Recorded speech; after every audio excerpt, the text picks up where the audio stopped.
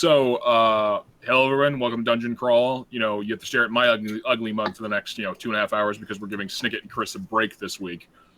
I am Charles Ramsey, also known as Bearded Viking 13 on Twitter. We're going to go down the line real quick to talk to everyone. They'll give a quick who they are, what they're playing, and then we'll get on to the epic run through Valhalla.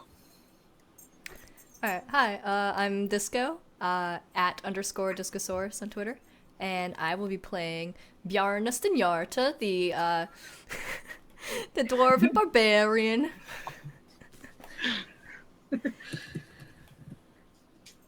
That's the fast. I'm Sam, at SammyOpier on Twitter.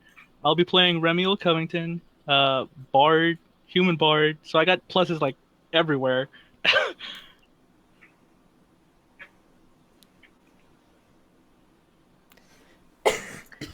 I am Jess, Sketch Jester on Twitter. I'm going to be playing Mogget Swiftbarrel, little halfling cleric. And I totally follow Sam on Twitter.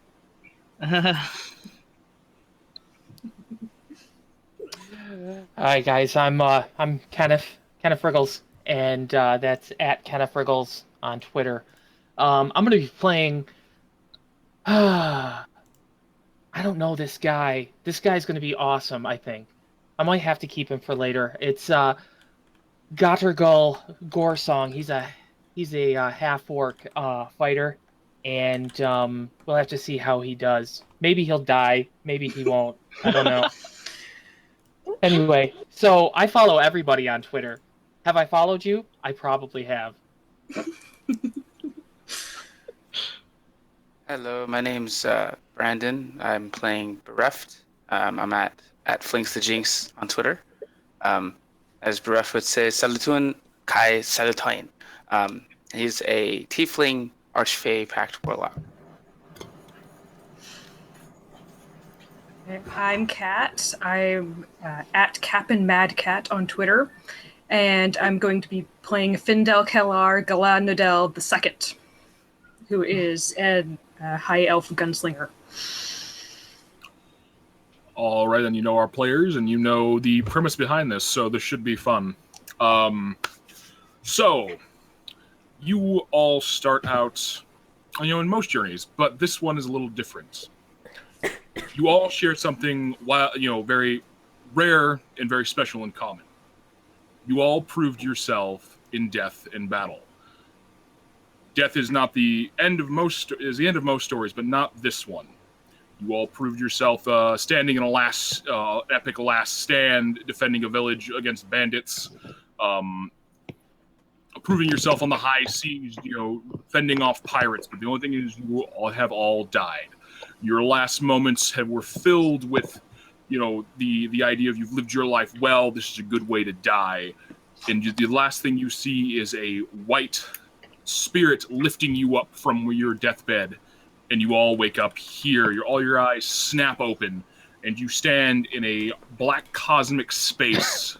And what stands in front of you is a glorious long hall, which is floating in this cosmic blackness, sitting at itself in two grand double doors depicting the entrance to Valhalla. You guys looking at the opening, the closed double doors, it depicts Odin the Allfather sitting on a grand throne, Hurin and Murin sitting on his shoulders, Thor, Odin's son, riding his chariot, and all the other mixture of all the other gods, and just kind of the idea of like this grand procession.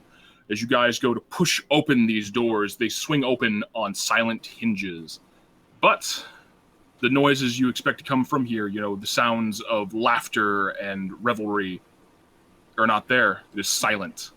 As you push the doors open, you notice that you expect some damage to be done in this place. It's a place of heroes, of conquerors. But as you open the doors, all the benches and tables have been snapped and broken.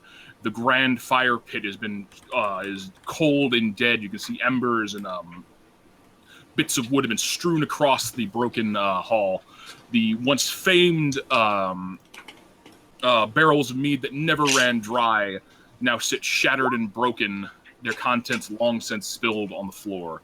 And sitting in a broken throne, seeming a bit older and a bit more defeated than he is, you see a large man with stark white hair, a very well-trimmed goatee, with a stylized eye patch.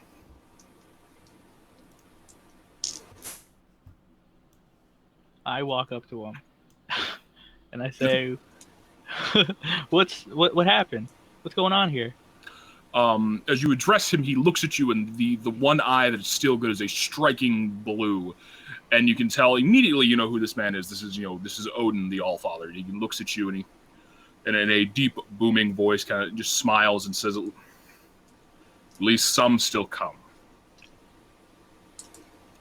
I understand you proved yourself in battle, and you've been earned a place among us and our champions, but your task is not done. There's one more thing needed of you, my heroes, my champions. There's a rogue sect of Valkyries running wild, shirking their tasks, not bringing the honorable dead to my halls. I need you to cleanse them, remove them from my halls." Okay. Well,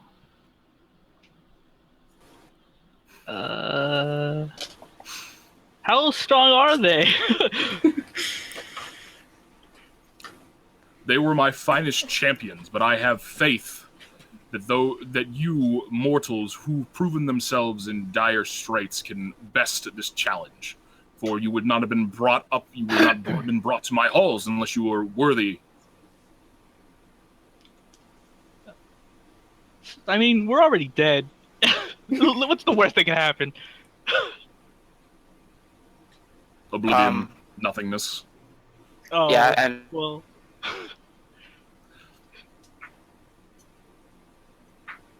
Let's do it. Sure. no. Well, I mean, I have nothing better to do.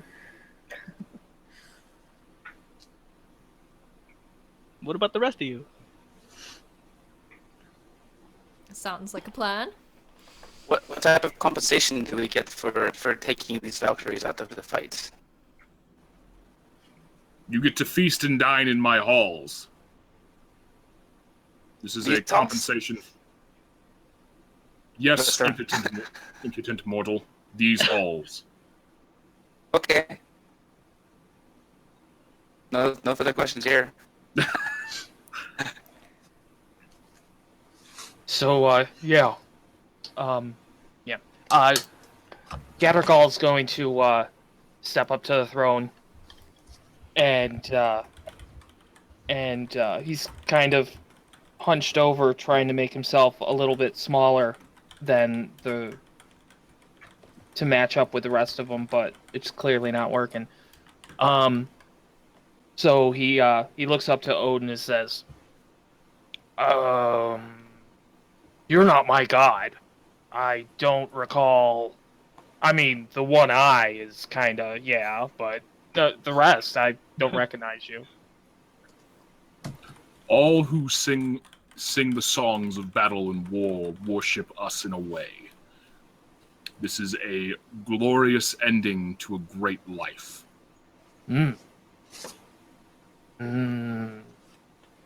Okay. Think you're right. I mean, I like to fight. That works.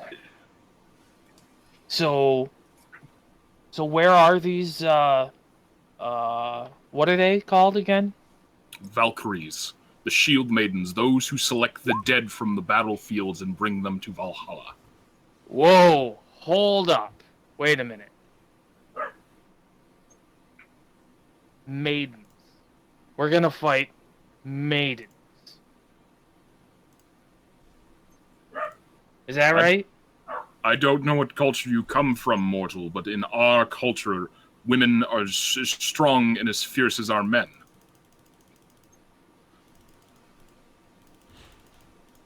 Okay. I don't know. Never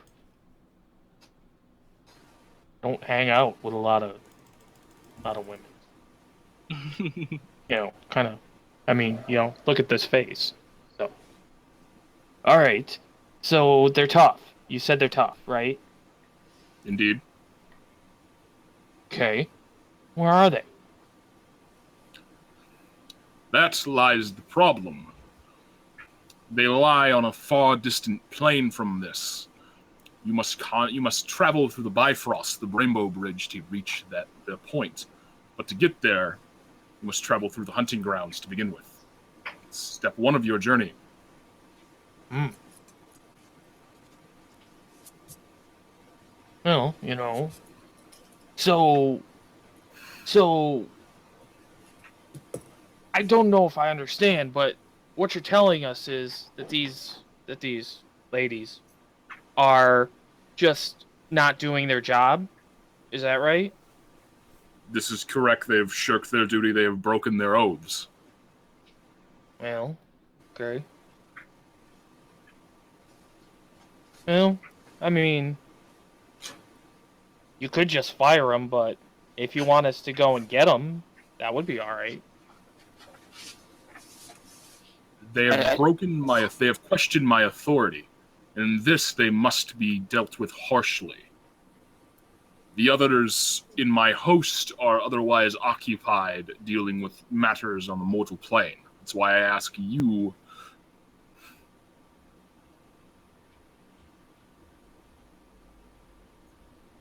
Right. So, Okay, I mean, yeah. I mean, I like to mix it up. Sure. just I'm good with that. I'm used to having a clear set of orders. So, um, these maidens, they shirk their duties. They also destroyed this tavern or this feast hall. Yes, they took those willing to turn their backs on us. So they also convinced other dead people who came back to life like us to join them in fighting you. Yes. Okay. Last question, and I think that kind of answers my questions. Is did they take anything else of value that you would like to see brought back to this feast hall? Besides, people. No, they took no. There's nothing of value in here but the souls that reside in my hall, those who have earned their places here. Okay, so are we recovering those that have been convinced to leave, or are we taking them down as well?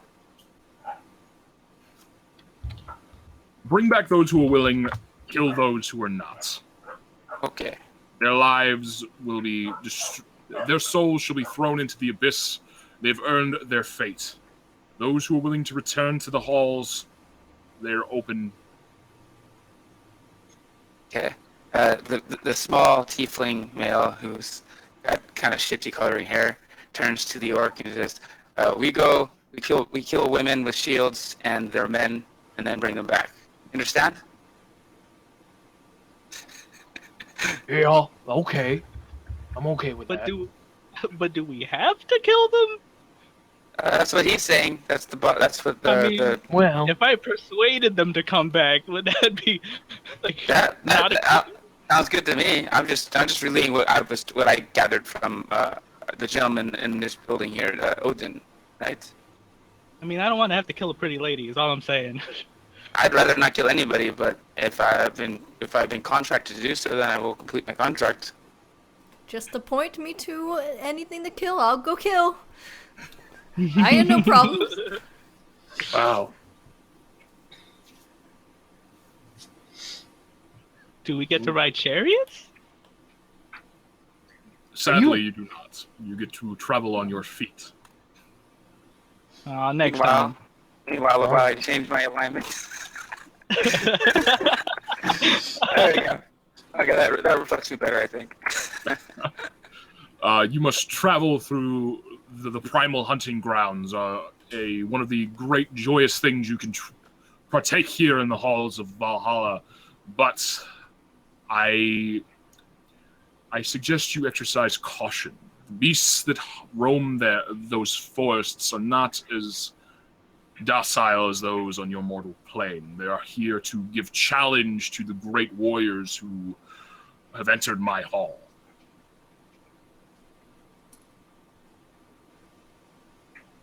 Sounds like fun.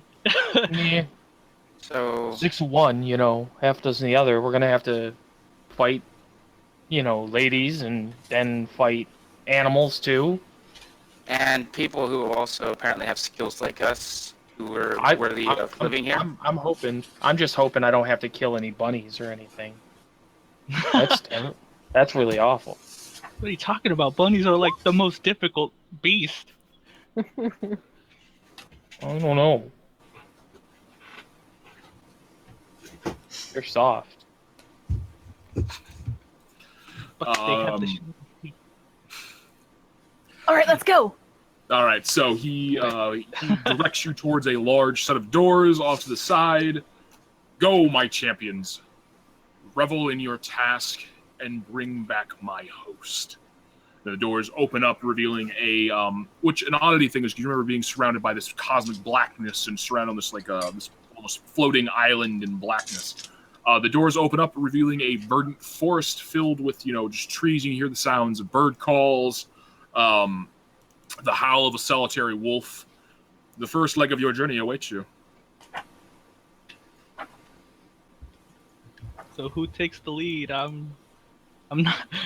I'm squishy. I can't be in the front.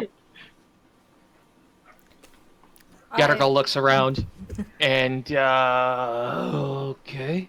I'll walk out the door, take 2 steps, and then turn around and say, anybody know which way? I guess just forward. As you say this, you see one of the ravens perched on his shoulder, flies off and lands on a tree branch and just caws at you, waiting for you to go. I think that's the direction we're supposed to go. Okay. And I'll go that way. Bjarne knows the way, and then I just start. I have the wanderer feet, so I from my background, so I totally know where I'm going. Also super tanky, so I will take the lead. What's your speed? 35. Oh yeah. Barbarian. You're gonna outpace me. Hey, Charles, would you say that my sprite familiar has to be summoned, or did they come with me when I'm gonna assume, since it's a familiar or anything like that, unless you're gonna actively use it in combat and stuff, it's just gonna be floating next to you and hanging out. Okay. So Ref turns and looks to his shoulder, says, go ahead of us and help scout too. And his familiar winks in distance, this female sprite. She grimaces, spits at the ground, and then flies off. You guys all make your way out of the grand hall, which is still lying in ruins and leaving one of the most powerful beings in the world you got a little sassy with, sitting there all by himself.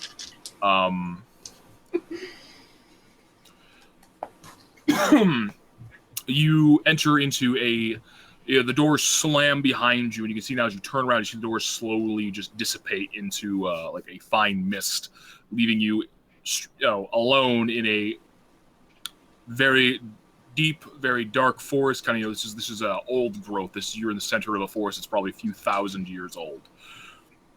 The undergrowth is of plenty. There you see large, thick trees everywhere. The sounds of wildlife is evident, and there's still the insistent cawing of the raven looking at you, pecking at a tree, and then hopping to the next tree, waiting.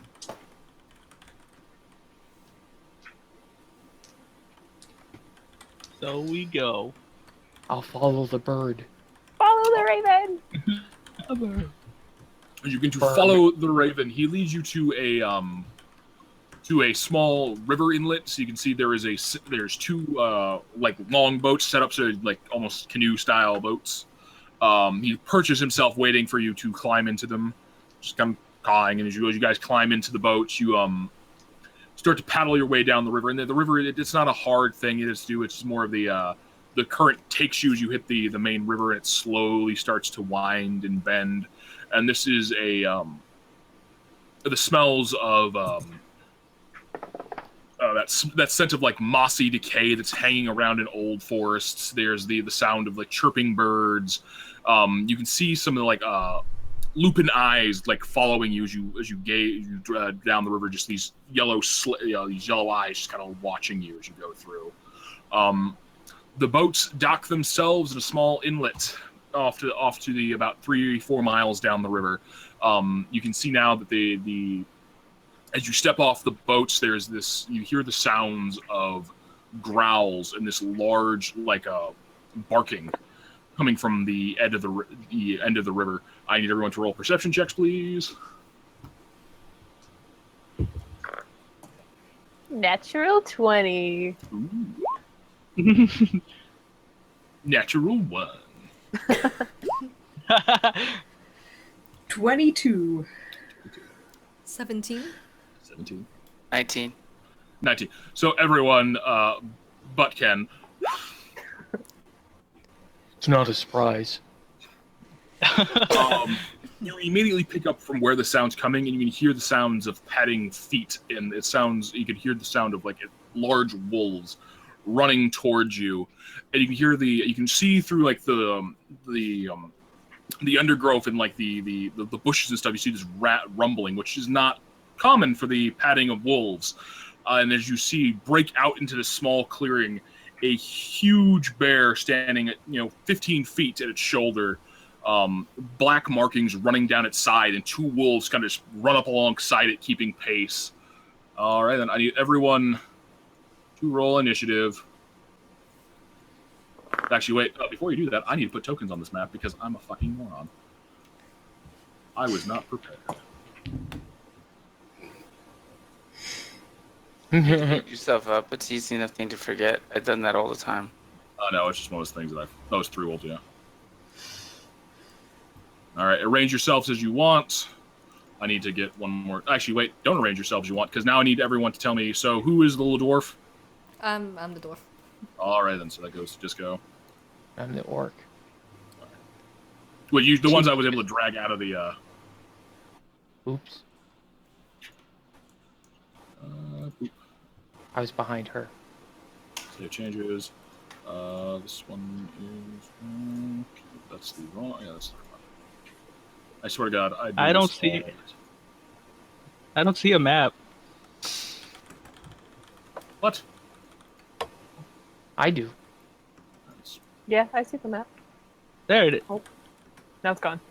Yeah, Well, it is. Oh, there. Flicked it and I tried to see reload it.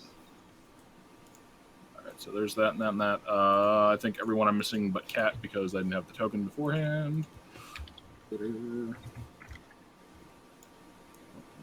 Fuck. Hold, please.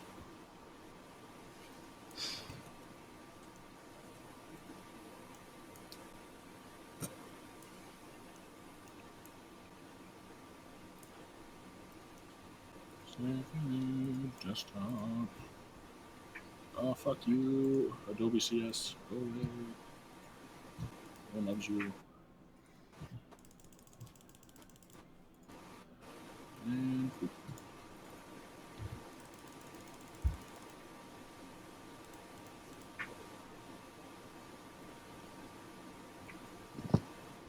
And poop.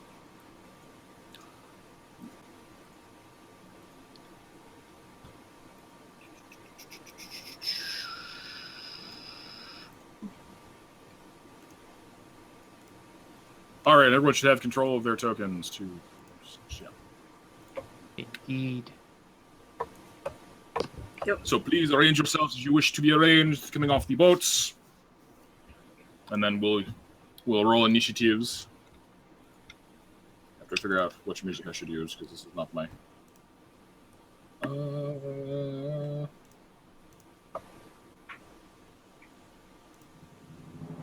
The initiative. There, that works. So, yep, I need initiative from everyone.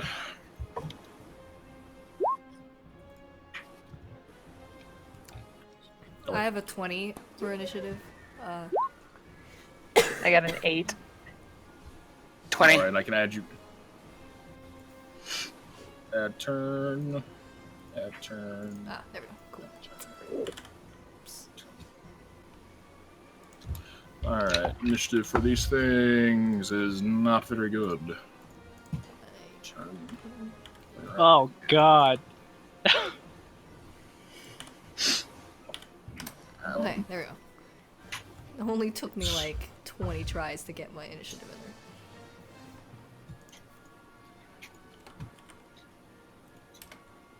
there. And that is it. Alright then, so. Click. Descending. Top of the order is Disco. Yeah.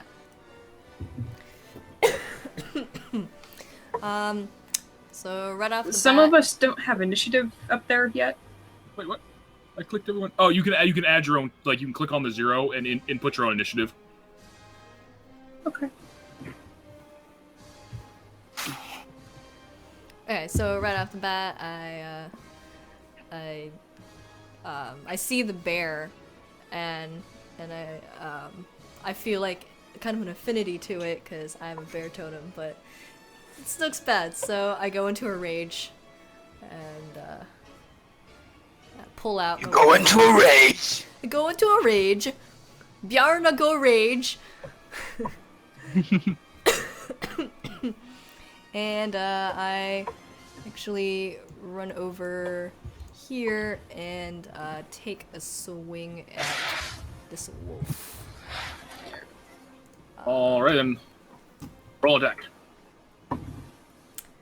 17, 20, 24 to hit? I don't know. Maybe, yeah. Maybe.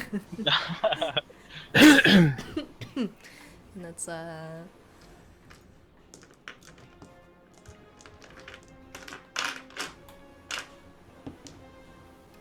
5 slashing damage, and I have not Alright. ignited the flame tongue yet, so that's just it. Alright, as you enter Wait, into hang on.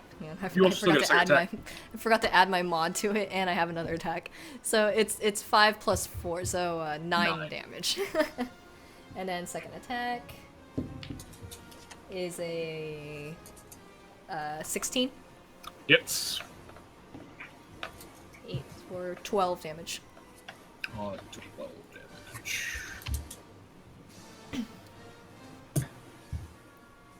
Alright then, so as you step off the longboat and seeing these large animals and just kind of like, oh, this should be fun, and just you whip yourself into a frenzy, running forward, foam trailing at the end of your mouth, and just swing at this wolf twice. It attempts to dodge, but these 2 solid cracks. You can hear the sound of like cracking ribs, and leaving a long gash along its flank. It yips and like tries to back away, growling at you. All right, Brendan, you're up. Reft kind of has skulked into the reeds. He's trying to take a little bit of cover, make it harder to be spotted, and yells out, "Morta alla bestoi!" Fires out 2 force bolts with his Eldritch Blast. 2 Eldritch Blast. Yep. Against what are you aiming at? that wolf that was just hit. Okay.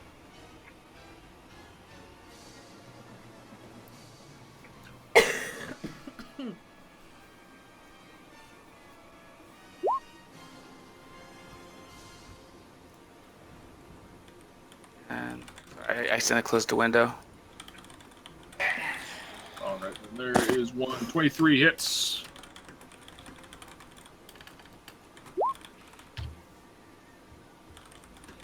Three hits. Nice. Same damage too. Jesus Christ. Mm-hmm. But that's been very favorable today.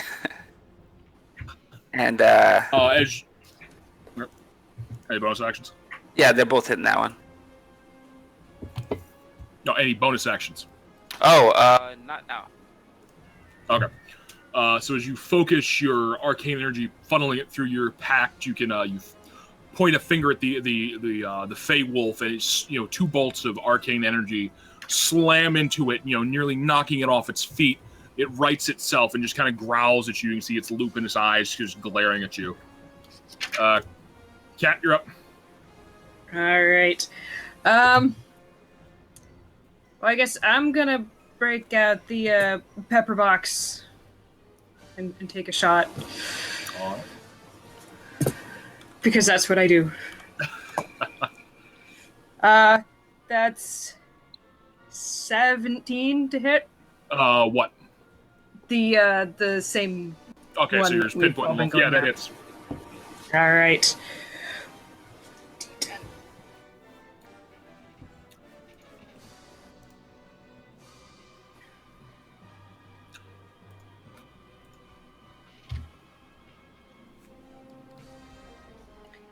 And I'm gonna shoot it again. What was the damage on that?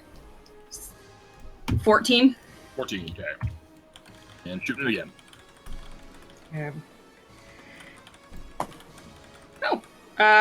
That's 26 to hit. Jesus. Quit beating up my monsters, people. Yeah, it hits. I have a plus 11, so Whoa. and Shots fired. That's 12 damage. Alrighty then. So the opening round of this combat, you guys all pinpoint one poor wolf.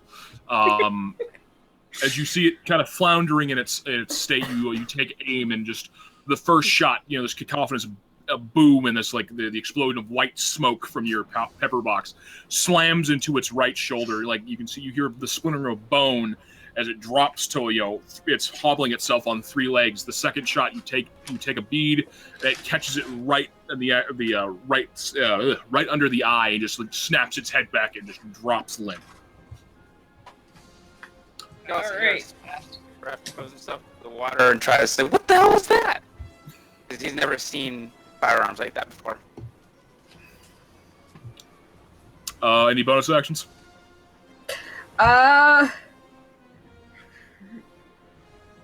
Nope. I'm good. Alrighty then. So it is the bear's turn. Oh no. It's going to charge the thing that made a really, really loud noise. He didn't understand what the fuck that is. Oh, good. That's me.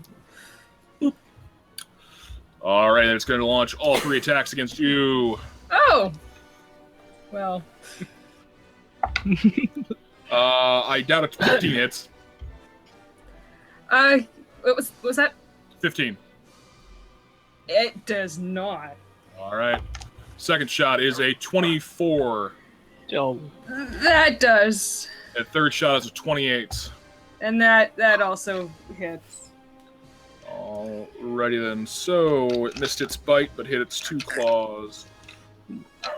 Oh gosh, that's not going to be fun for me.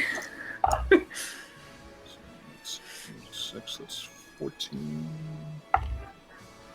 15. So the first shot, you take 22 points of slashing damage. Oh. Second shot, you take 23 points of slashing damage.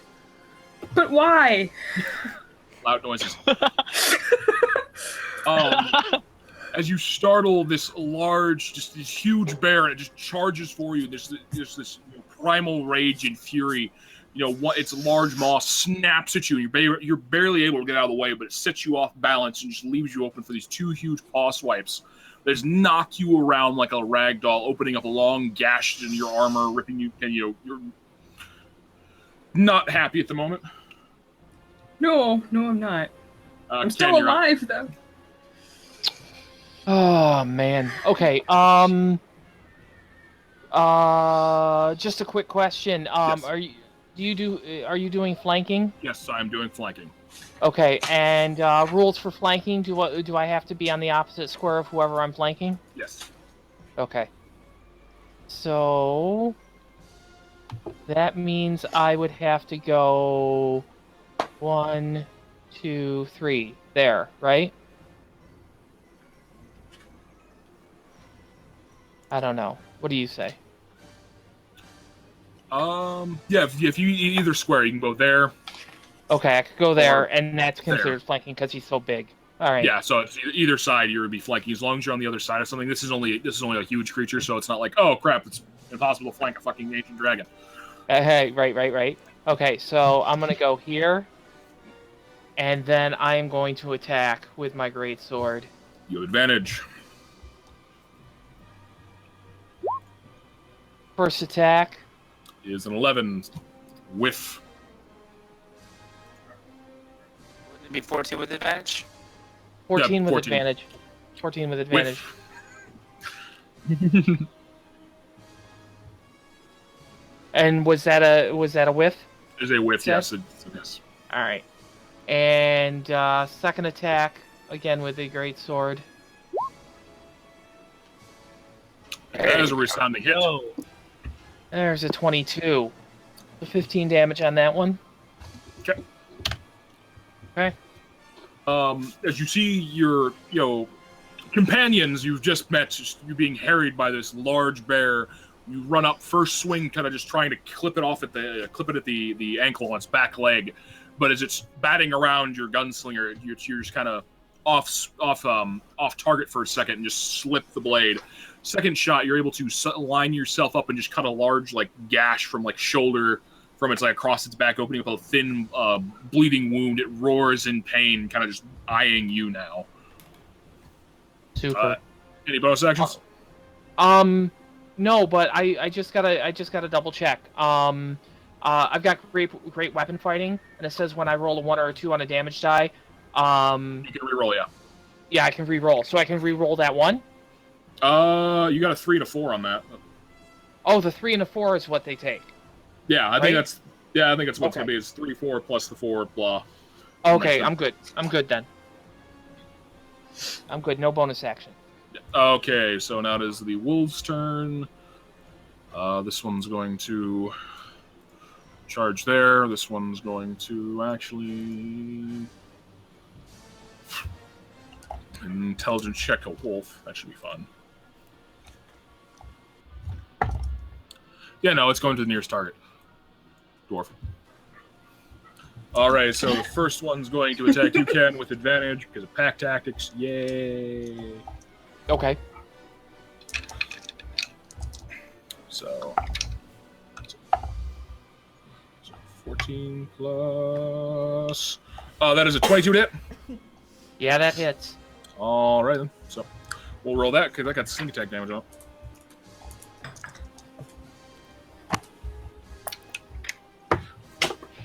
Fucking throwing D6s everywhere, people. I can't see a goddamn thing in my house right now. I need to turn the lights on. All right, so you take from the bite 4, 8. So you take 13 points of piercing from the bite, plus another 10 from sneak attack. I need you to make a strength saving throw. Hang on. Right.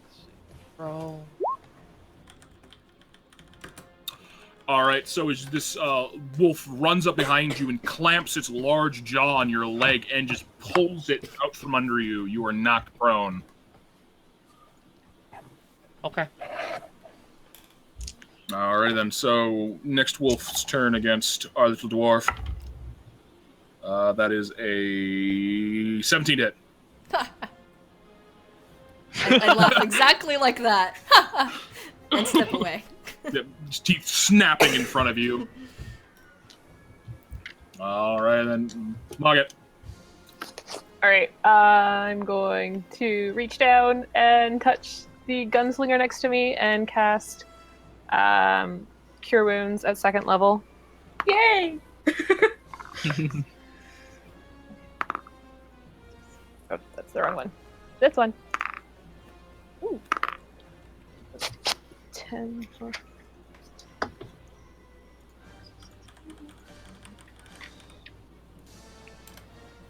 So you heal 20. Boom.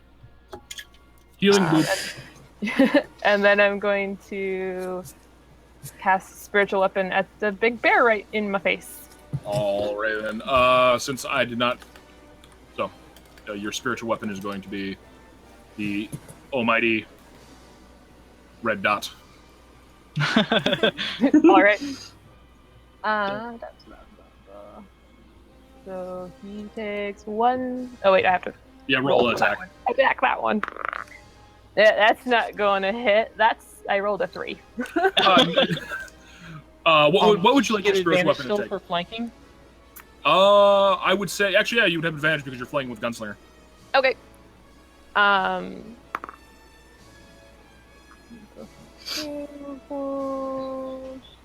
So 17. 17 hits. Cool, and that's 1d8. So 6 damage. 6 damage. What form would you like your spiritual weapon to take? It's a big frying pan. It's a big frying pan. All right. Then. As you focus your healing energy through your holy symbol and grab your gunslinger friend, some of the wounds that were like cut across his chest start to knit closed. You start to breathe a little bit easier. And then with your free hand, point out, and you can see this spiritual frying pan take form. With the resounding clang, it cracks off the back of the bear's skull. It just looks rather confused at what you've just done. All right, Sam, you're up. Having finally realized we're in a fight, I walk up to the wolf, and I will attack it with my rapier. All right, you're gonna take an attack opportunity from the bear. That's fine. All right. I will cutting words that attack. Let's see what it does. That's an 18 to hit. Hold on, let me just find cutting words real quick.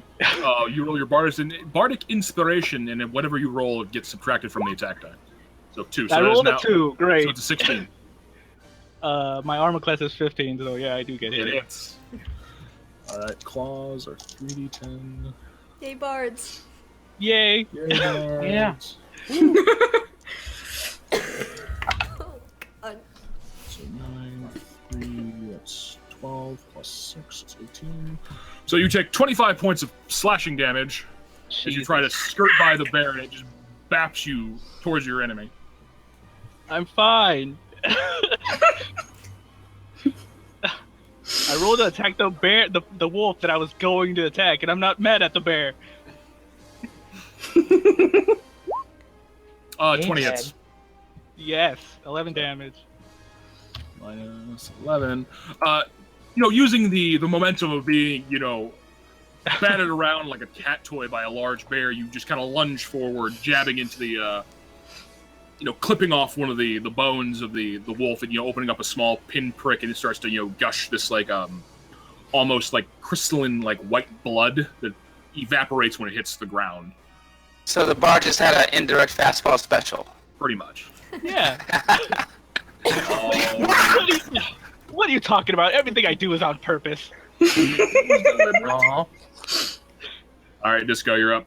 All right, so I turn and look at the wolf again and go, ha, ha, and then turn around and ignore it, and then imagine this tiny little dwarf, a dwarven woman, by the way, but she's still got a glorious beard, and she just waddles over to our bear, and she's short, and she looks up to the bear and goes, "Why don't you pick on someone your own size?" And ignites the flame tongue sword and takes a couple swings. I don't know if I should be happy about that or. You can take the attack of opportunity from the wolf. It's not going to take the attack of opportunity because it failed the wisdom saving throw of being shamed. Oh, okay. This is a 14 to hit. That is a miss. And second attack, That one. it was a 3. Oh, okay. With bravado, you taunt the bear and just manage to just cut air as you're aiming for like higher than you realize. You just like. Come down here and face me. Okay, so if you don't take damage, okay. All right, then any bonus actions you would like to? I used my bonus to Oh, ignite to my light sword. the Yeah. For future reference, I consider that a free action to light your if you have a magic weapon to light up and shit like that. Okay, cool. So, free action from now on. Okay. All right, Brandon, you're up. All right.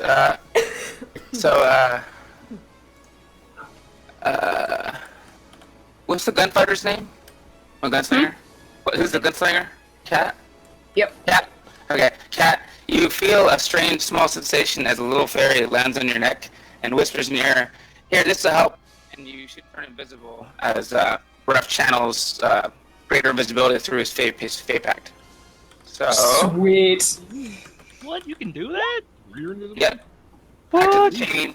Jeez, I gotta touch people. Yeah, I gotta touch people, but I can do it through my You can do it through familiar. familiar, yeah. So you have greater invisibility for 10 rounds.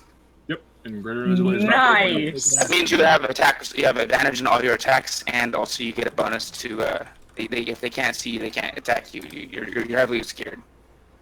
So it'd be a disadvantage if it tries to swing at you. And also, Ninja. I can't hide because I'm not a rogue. But I stay down. He's staying lie down in the muck. He's kind of keeping a low profile as he watches things happen now. So that's it for his turn. All right. So, Cat, you are now invisible. Sweet. Well, I'm taking out the rapier Okay. because I'm a little close for a gun. You can step away now without the attack of opportunity because you're invisible. Right. Oh, you get an attack, you just swing at disadvantage. Yeah, exactly. That's true. And technically, since it's greater invisibility, You can even continue if to I... attack. Continue to fight without Yeah. me breaking it. I'll just I have to think- keep moving so it doesn't target the noise. Pinpoint the gigantic pieces of smoke. Alrighty. I'm going to move over here. Actually, it doesn't have a reaction yet because it uses its reaction to attack Sam. Yeah. Ha ha Attack of ha! opportunity. So I'm gonna try to shoot it. That's an 18. That hits. Roll that with advantage. Oh no! Wait, Crit finish. With advantage. 18. 18. Hits.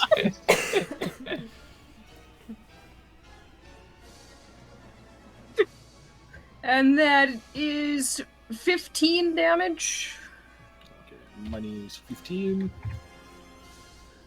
And I'm gonna shoot it again. With advantage. Yep. Which is a 19. Hits. I'm having trouble with math today. And that is 10 damage. All right, then. So you all see your gunslinger kind of just wink out of existence for a moment, and just you hear little footsteps flitting through the water and leaving steps in the mud. Then leveling your gun, it's just this click, and it's this explosion of smoke and sound. It hits the bear. It's like you're throwing like little metal pellets at a gigantic bear. It's like it hits it. The bead bounces out, but you can tell it's leaving damage. The second shot cracks again. This time, embedding itself into its other arm. This time, sticking into the thing, and little ounces of blood start to trickle out, leaving you're still invisible, but you just left a gigantic plume of smoke where you're standing. She still has movement too, right? She can She doesn't move. She can continue to move if she wants to. Yeah. Yeah. Run. With addition, I'm gonna move. Oh, geez. I'm gonna just move one space over, because Target. Alrighty. that should be enough to confuse it. Meanwhile, you hear somebody yell from the water, "That thing's loud as hell!" All right, then it's going to roll with advantage to figure out where the hell this sound is coming from. Oh, dear. Oh, It doesn't fucking matter because it rolled a fucking 12. All right, then. So it's going to use 2 of its remaining attacks to attack the. Yeah, it's going to attack the little dwarf. I'm ready. Hit me. That's a 13 to hit. Fuck. And an 18. Fuck. All right, so as it kind of lifts its head up to the air and starts to sniff the air, inhaling this, the sulfurous smell of gunpowder, it shakes its head like, "What the fuck?" And it turns to the dwarf who was yelling at it a second ago. It just takes 2 huge swings with its claws, and it's just, again, not used to attacking the creature so small. It just whiff. So that bear turning was completely useless. All right, Ken, you're up. All right. Let's see here. So since I'm still flanking on the bear, I think I will. I'm gonna go Great Weapon Master. I'm gonna roll an attack. -5. -5. Yep. So it's an 18. So, that hits. 19 hits. Okay, so that's 16 plus what? 10. 10? So that's 26 now. 26 points. And then the second one, can I do? You can declare its Yeah, own Great Weapon Master. I can yeah. do. Okay. I'm just gonna do this next one regular. Okay. Good thing too. Yeah. Hits. 14. Okay, 21. So that's 14. All right, excellent. Good swings. As the bear is distracted looking for the source of its pinpricks of pain, you take this moment to swing your greatsword twice, just hacking huge chunks into the bear, leaving it roaring in pain now as it turns to you, just glaring at you with intelligent eyes. It is the wolf's turn, unless you got any movement you want to try to use.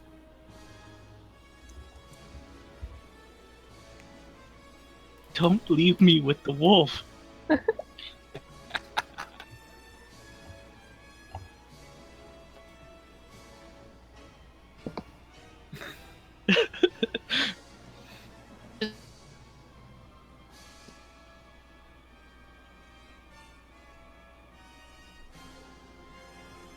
Okay.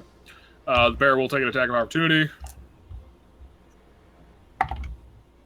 It's a 16. That would have hit me, I'm just saying. He's not gonna hit the half orc in probably plate. Yeah.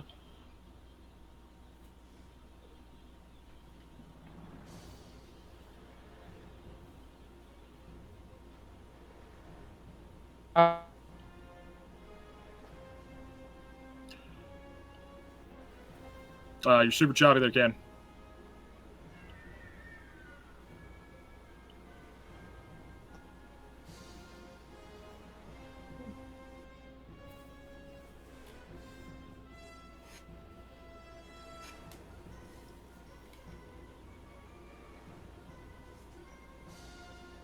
Okay, better? Much better. Okay. Okay. Had to refresh. We're good. So I'm assuming a 16 doesn't hit. Yeah, 16 does not hit. Okay. Did you run by the bear, just whiff right where you were standing at once? All right. All right, then. So it is the wolf's turn. And seeing the unprotected, squishy little thing. Wait.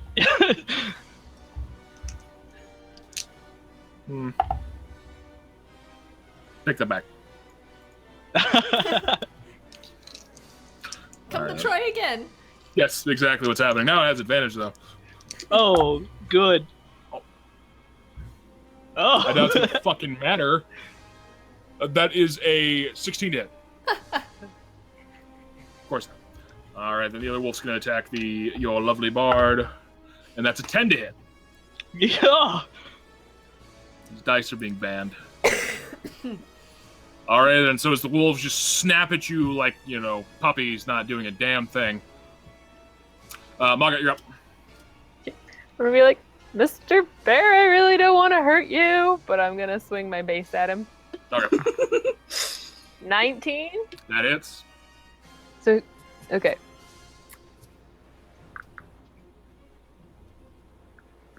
Yeah. You know that thing where you go, which one's the D6? And then you realize how dumb you are? Yeah.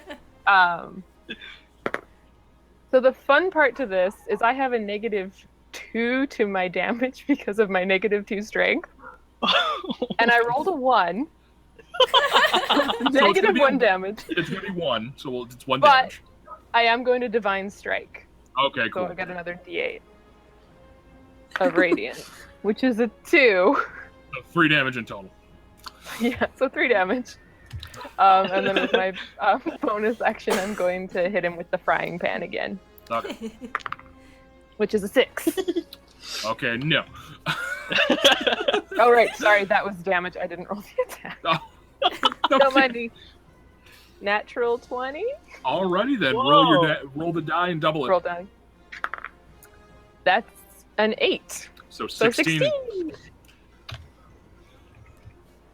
So as a sneaky little person, you realize if I just boop it in the nose with the mace and distract it long enough, the frying pan will knock it out. That was my plan. So you just boop, and the bear just looks at you like, and just this loud crack of the frying pan, just like hitting its head. Its eyes cross for a second. It just kind of like, and then looks up, and just this evil, like mean glare is like this thing is raging now that you just did that to it. I feel you really made bad. it I don't angry. think that was a good idea. Tell me it left a face indentation in the frying pan. Wasn't that Spiritual 20? frying Oh, pan. Jesus. Yes, there's the back of the bear's skull is like indented into the pan now. All right then, Sam, you're up. Oh, can I move around him? Like, I wouldn't be leaving him. I would just move around him, right? Oh yeah, as long as you don't step out of that 5-foot section, you don't accrue an attack of opportunity. Okay, if I stand here, can I touch Yeah, you can touch Garter? Okay. I am gonna cast Greater Invisibility on him. Oh shit! Okay. Yes, burn all your 4th level spell slots. What? Whoa. I'm well, like I get back after a short rest. If we get to rest. All right then. So you reach out and touch your half-orc fighter, who then blinks out of existence. Copycat. That's a good plan. Ching. All right. That's beautiful. All right then. Got any bonus actions you would like to attempt? No, I only have so many inspiration die. I don't want to. All right then. Disco, you are up. Alright. Let's take another couple swings. You and me, bear. That does not hit. Okay. 16 plus 23. 23 hits. And good thing too, because if you wouldn't have hit this thing, you would have lost your rage. I thought Oh. if you just have to take an attack. You don't have to hit. Oh, I thought you had. Okay, never mind. Yeah, I thought you had to hit. Now I remember playing barbarians. No, you just swing because you get mad enough and you miss. So that's 9 slashing damage and 4 fire. Or fire. You've now found the correct height to strike at this thing, and you're just hacking at its knee. Driving your flaming axe, just chopping into it. Some of the fur starts to smolder around it. It's starting to look rough. Like all the little pinpricks you guys have been doing this thing is starting to like wear down on it. Its shoulders are sagging slightly. It's looking kind of rough. Come down here, meet me at my level. And I'm like hitting it in the knee, just like, come on, hit me, hit me. Bonus action movement, anything? That's it. I used my bonus action to taunt it. It's successfully That's done. amazing. You successfully taunt. All right, Brad, you're up. Okay, Bereft gets up out of the mucky water. Half that's his movement. half his movement. And since everyone's focusing attacks on the bear, which seems to be the biggest threat, he also is going to launch some more Eldritch Bolts at it.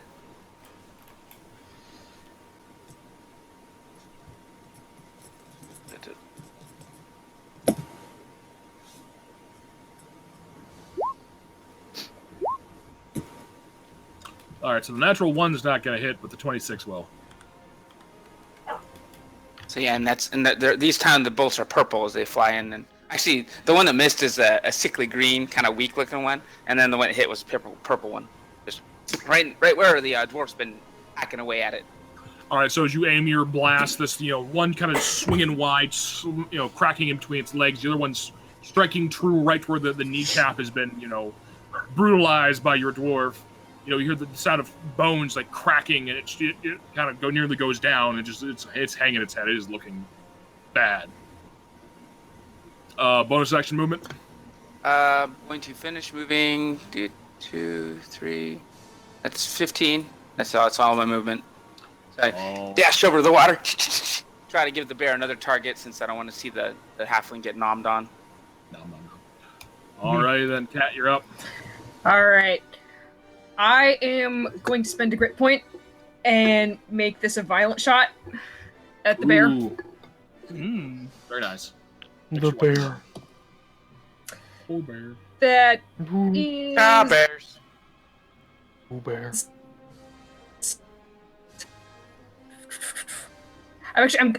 Can I do this with the bad news?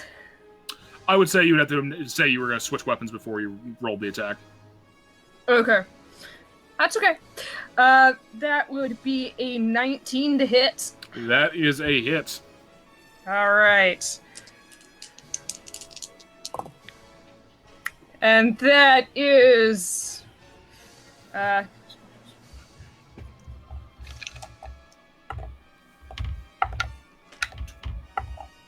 21 damage. Well done. Jesus.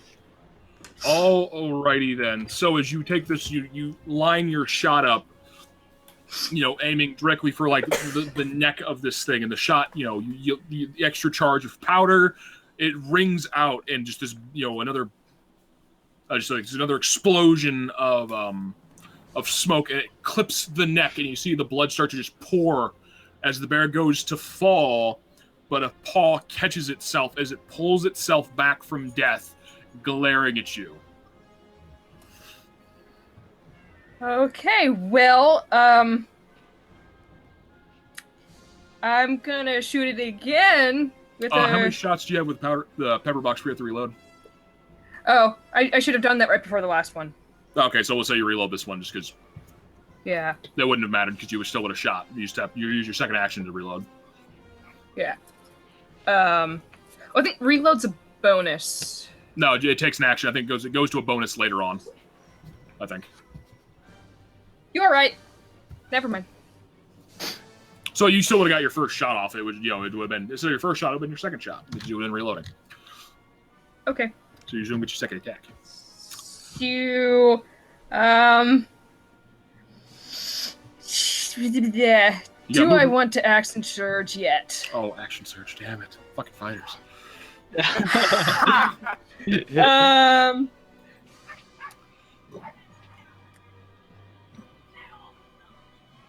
Why not? All right, then roll 2 more attacks. And... I'm gonna shoot the bear. Said roll 2 more attacks and kill my bear. All right. That's a natural 20. Oh. And okay, the pepper box is also a vicious weapon. All right, so you have the extra 7 damage. Jeez. Also, you regain that grit point you spent. I do. Haha. Yay. Gunslingers, man. Okay, that is okay.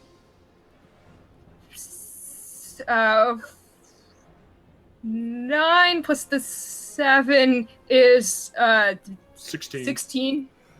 Oh, what'd you roll on your die? 2. Okay, so 4. Oh wait, no, that's a misfire. Not on damage. It's misfire on rolling it to attack. Not on damage. And the bear is still standing? That was 17. So yes, the bear is still standing. I'm shooting it again.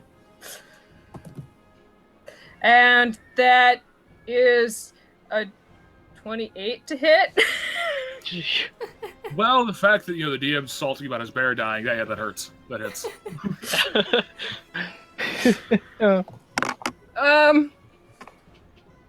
That is a 12 damage. So as you taking aim and just unloading it, it's one, and your gun's empty. You stop real quick and you start to jam powder, running balls down the barrels, and you set it back up and just take 2 more shots each one.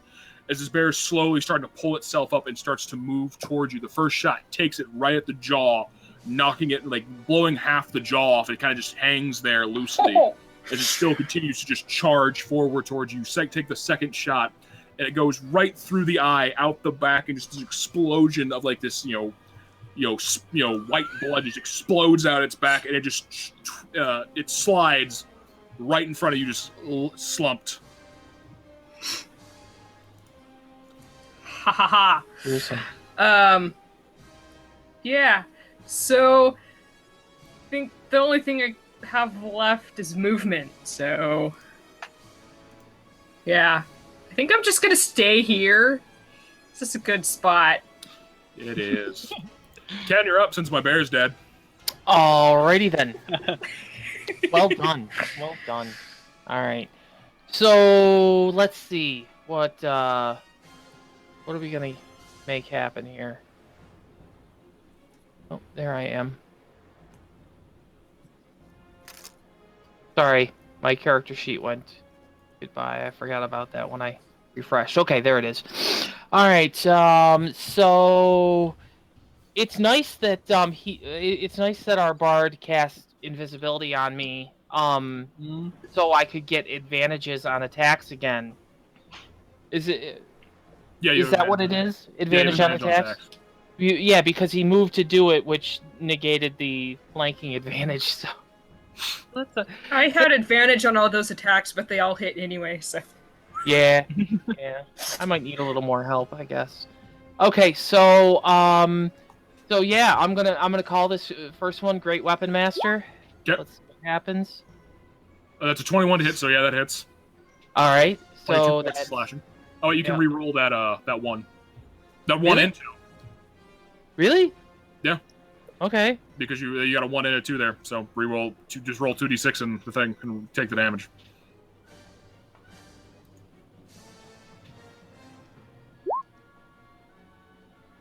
What do I got? 9. So 9 plus what your strength mod. What was my strength mod? I don't know what your strength mod is. What's your strength? I'm looking. I'm looking. My strength's 18, so it's a 4. So that's 13 points. So it's 23 points. 23 points.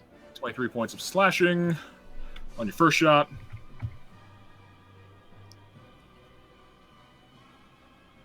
And once more into the breach. So we'll do yeah, what the hell? We'll do Great Weapon Master again. All right then. See how it goes. That 20 hits with that 27 points of slashing. Whoa. Okay. Alrighty then. So as you're swinging it, this wolf is it's looking around, looking for you. It smells you, but it can't pinpoint your location. The first slice catches it right above the neck, nearly severing the head as it drops down to its forepaws, just bleeding out, just gouts of blood. You step aside and just head just comes cleanly off. Right off. Yay! That's awesome. All right, you got any movement? I do have movement, actually. You can also action surge. What? Who said that? Bang. And I'm going to draw... Oh, I'm invisible, so I don't draw an attack of opportunity. You wouldn't draw an attack of opportunity because everything's dead around you. No. From entering his square, right? Oh, no, that's Pathfinder. 5e, you don't do that. Okay. Okay. So I had movement. I'm going to move this far. All right, so... And I'm going to stop. Just skulking through the shadows. Yep. All right, then. So it's the lone wolf's turn. Is he smart enough to run? He is not smart enough to run. He's going to make one last-ditch attack against the dwarf that taunted him. Well, actually might fucking hit for once, but it doesn't matter because it's going to be resistant anyway. That is a 26 to hit. Okay, it does hit this time. All right. I need you to make a strength saving throw. I got some of that dwarf booty. Oh, fucking really? So Just with a scratch. 7. So you take 13 points, so 6 points of piercing damage. And that's a 26 on the save. Oh, as the leg clamps down, as the jaw clamps down on your leg and goes to pull, it's laughable. It's like a child pulling on your leg as you're just laughing at it. It's like, no. That's it, close. How much damage was that? 6 points of piercing. 6, okay. Because of resistance. And, bah. Alright, then that's... Yeah, it's the wolf's turn. Margaret, you're up. I'm going to very sadly aim my crossbow at the last remaining wolf. And it is a 16. He hits. Alright.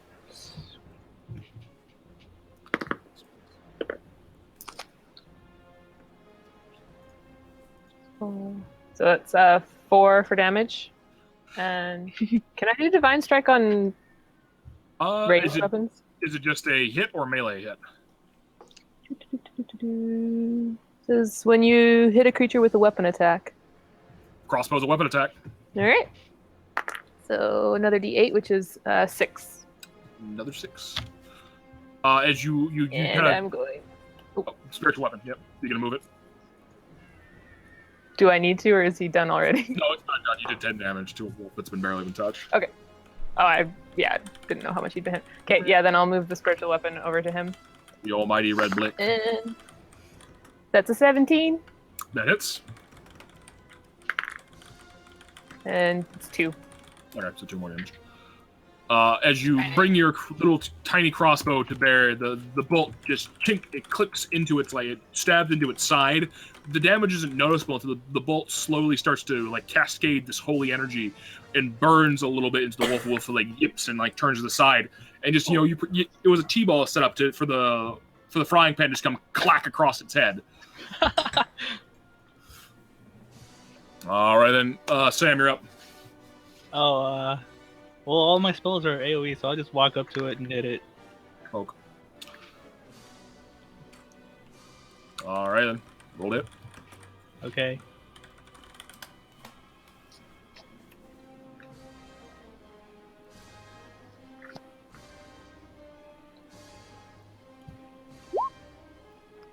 Uh, 22 hits, 11 piercing damage.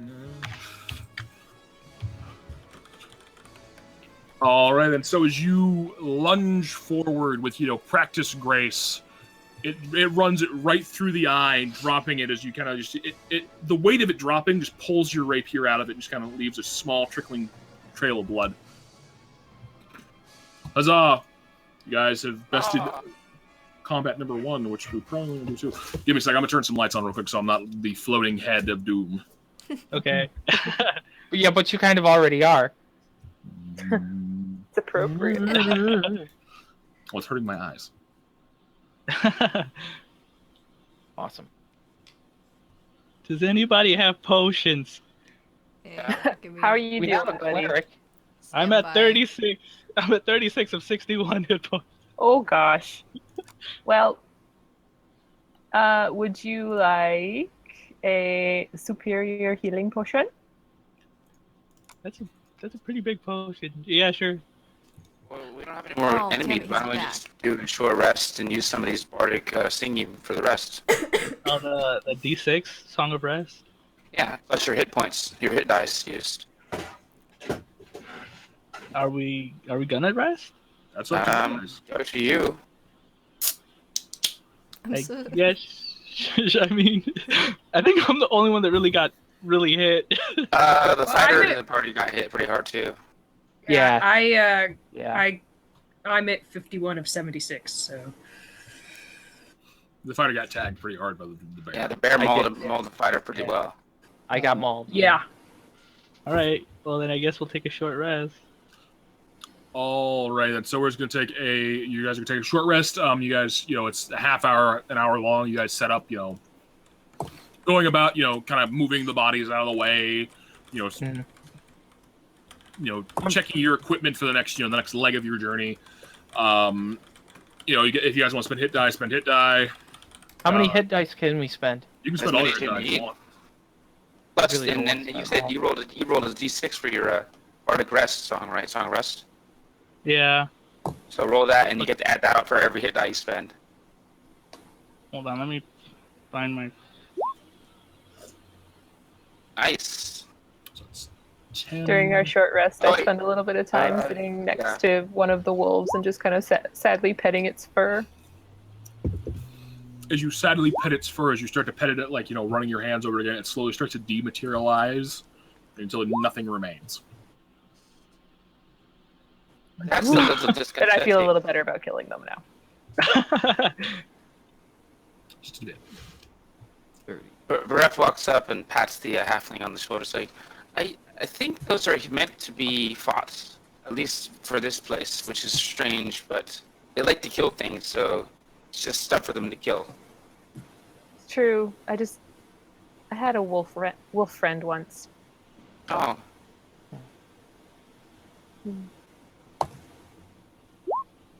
Oh, sorry about your loss. It sounds like they didn't make it with you.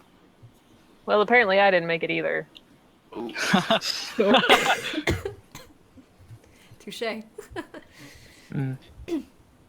Gattergall just kind of wanders around, like the periphery. Yep. Looking in the bushes and stuff. Roll a perception for me. Yeah. Do you make that noise the whole time you're wandering around? No. No. Yay. As you're poking around the bushes, looking for, just looking at things, and you see eyes just glaring at you from the outskirts, kind of surrounding where you are, and you looking at them, they just kind of like shake their head and just turn and walk away. How big were the eyes? About the size of a bear.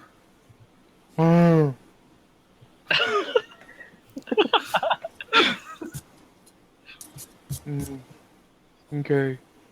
Do I notice that he wandered off? Wait, no, 10 rounds is a minute. Yeah, you guys the invisibility would have wore off. Yeah, I think unless he's actively trying to be, stealthy, just a big plotting okay. half-orc. That's yeah, not yeah, concentration spell. I would have stopped concentrating on the spell for my fighter. I'm not sure if the Bard would have done the same Yeah, for I- the fine. barbarian. Yeah. He probably wouldn't have paid any attention to whether or not he was still invisible. Yeah, I probably would have completely forgot I cast it. Yeah. Yeah.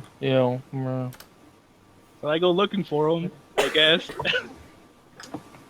Oh, he's just wandering the edge of where you guys have set up camp. Okay. Camp. Yeah. He's not far off. Kind of looking in the bushes, Oh, Open. My do you sword. need to use the bathroom or something? Are you okay? No. Looking for bunnies. Oh. Well, you gotta be careful. Bunnies are dangerous, man. Yeah. All right. Yeah. All right. I'll come over here then, I guess. All right, then you guys, you check your gear, set ready for the next leg of this little, jaunty adventure you guys have gone about. You start pushing further into the hunting grounds, the primal plane where those are the warriors of Valhalla, come to, to hunt for sport, and drink and be merry upon their travels. You guys wander the forest, with the Raven Munin kind of like just bouncing between trees, leading you further and further into the woods. You guys, you spend the next 3 hours, you kind of blindly wandering and following this raven, feeling the moment where you're like, oh, this raven's leading us nowhere, we're totally lost. And to the point where you guys come to a thick, to a clearing, and that clearing it opens up, and you can see now that where the combat encounter Charles had planned, and this one had run long, so he's not going to run 3 combats, would have been. But what you see is a burnt sigil into the ground. It looks, it's a knotwork that runs along and just this probably a 20-foot radius circle burned into the ground, and the raven is sitting in the center of it, just kind of picking at the ground. I try to identify the sigil. Arcana, okay. With a natural 20. Through just studying everything like this is clearly an opening to the Bifrost, the Rainbow Bridge, the idea that the traveling point between worlds. Okay. I think this is where we need to go to get where we need to be. Yeah. Is the bird still gonna come with us after we go through? I have no idea. I try to talk to the animal. Can you speak in common? Pecks at the ground, looks at you, cocks its head slightly, and just.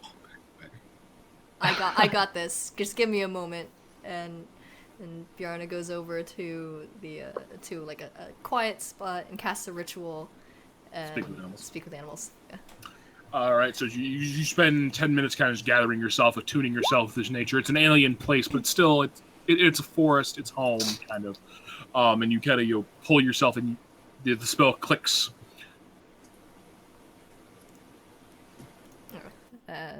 I go up to the raven and. So what can you tell us? Anything that you can? Any more information? I was sent as a guide, not as a messenger bird. Are you going to come with us when we go through? No, this is as far as I go. And I ask the group, are there any questions you want me to relay? Not really. But I mean, what do you say? What are you gonna ask a bird? What's it like to fly? No. The bard wants to know what it's like to fly. Can I pick up the bard and kind of toss him? The bard's a human, you're a dwarf.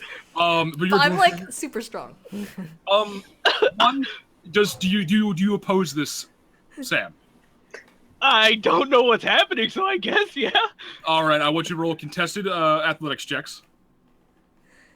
Okay. God. That would be a 23. Oh, God. Out of nowhere, you feel these strong hands just grab your legs, and then I need you to roll a, let's just say a straight strength check to see how high you can just huck this human. It's a 10. No. Huh? Okay. 10. Mm-hmm. It's a short ride. You get him up probably 3 feet off the ground. No need to roll an acrobatics. You just kind of land. You're the bird's just this is why I don't consult with mortals. It just kind of pecks at the ground Bjarn.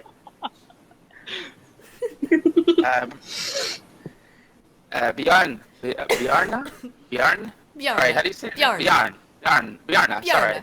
Bjarn. Bjarn. Didn't mean to mispronounce it. Bjarn. How do we activate this sigil? Do we have to do anything special? Bird. Bird. Do you know anything about the sigil? How does it work? You stand on it. You stand. There you go.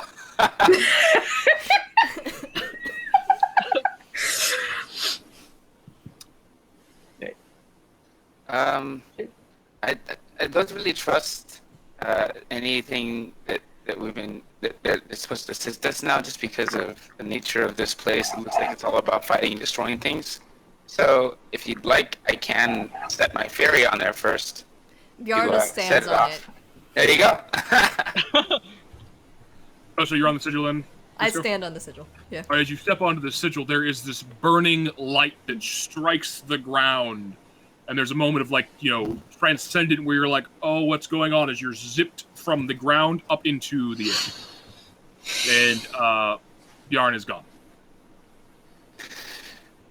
Well, I guess you should follow her. and Barrett follows suit and steps into the light. All right. Not I, really. I Right. follow. All right, so everyone steps onto the sigil. The same thing. There's just this pillar of light strikes the ground, and you are all transported What? along the Bifrost. Whoa. Ooh. It's so shiny. It is very It shiny. is. And I forgot something real quick. Google.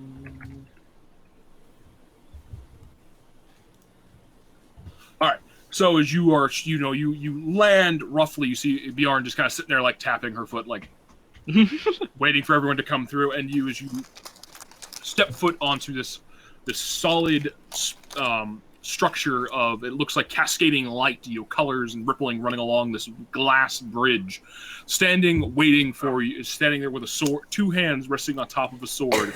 It's a man dressed in shining golden armor, just watching out into the abyss. Like Idris Elba. Wow. Maybe. Isn't he too street for the Bifrost? It is a road. I've been waiting months to say that. Hi there. Because everyone loves Heimdall. How are you?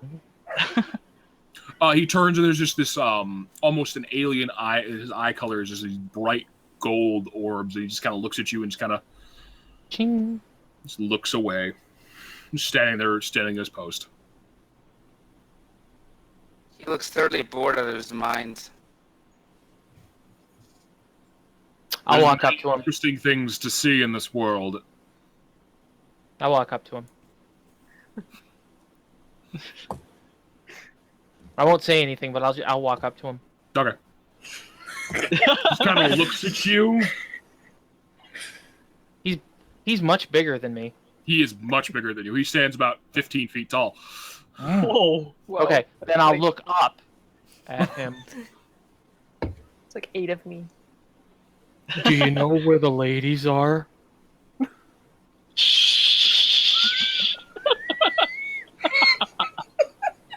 Just raises a hand and points down the Bifrost. Okay. Okay. That way.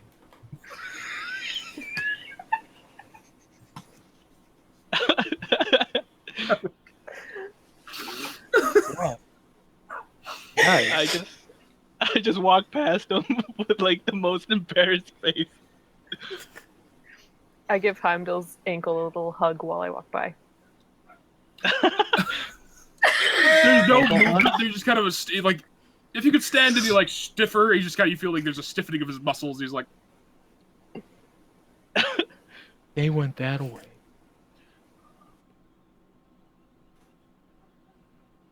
Okay. Okay. Lumber down the Bifrost Bridge. 1 second. So, a voice booms out and sounds just like Odin, and it says, "What's his name again? Heimdall? Heimdall, yes. Heimdall, quit tottering about and help the mortals." And where's the skill check for that? Deception. Oh no. Oh dear. Oh, that's What? not bad. So, to give you a perspective, I just used Voice of the Chainmaster, which is one of my Eldritch Obligations, to speak through my fairy. I mimicked Odin's voice because that's part of one of my feats. And I used thaumaturgy to make the voice 3 times louder than it would be normally, and yelled as loud as I could, mimicking his voice. Booming. Wow. And the fairy is on the opposite side of the room, so it's not coming from me. To you, Oh god. mortal, I have seen worlds crash and burn. I have seen things you wouldn't believe. Your parlor tricks mean nothing to me. Be on your way before you actually anger me. Okay. Okay. And Barrett's shoulders slump a little, and he looks a little defeated. He goes in the direction that he's been directed. As you slump away, you hear there's a flicking motion. Make a dex check. Oh no! Dex save or dex just a straight dexterity save? Just a straight check.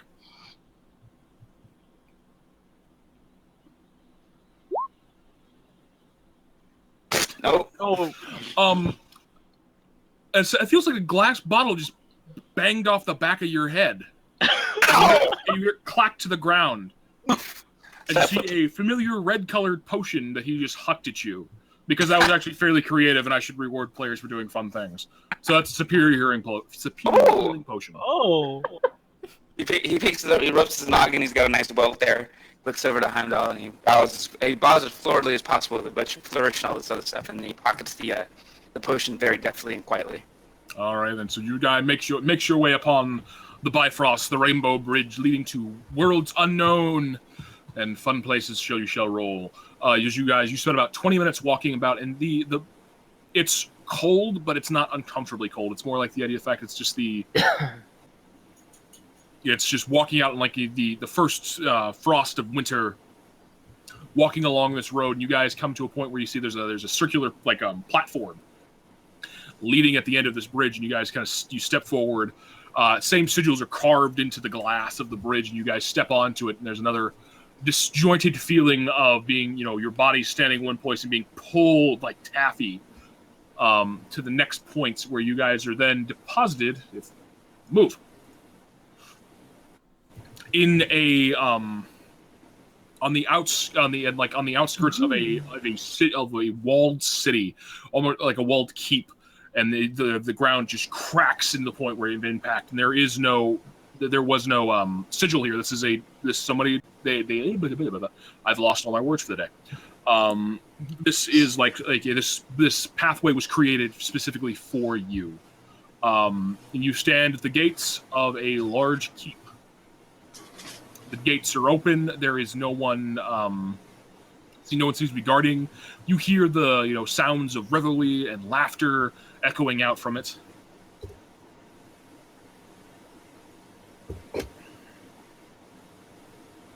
I stealth in.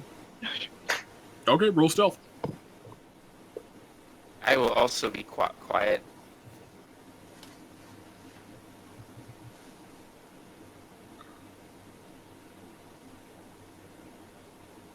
That's okay, I guess. That's a 15.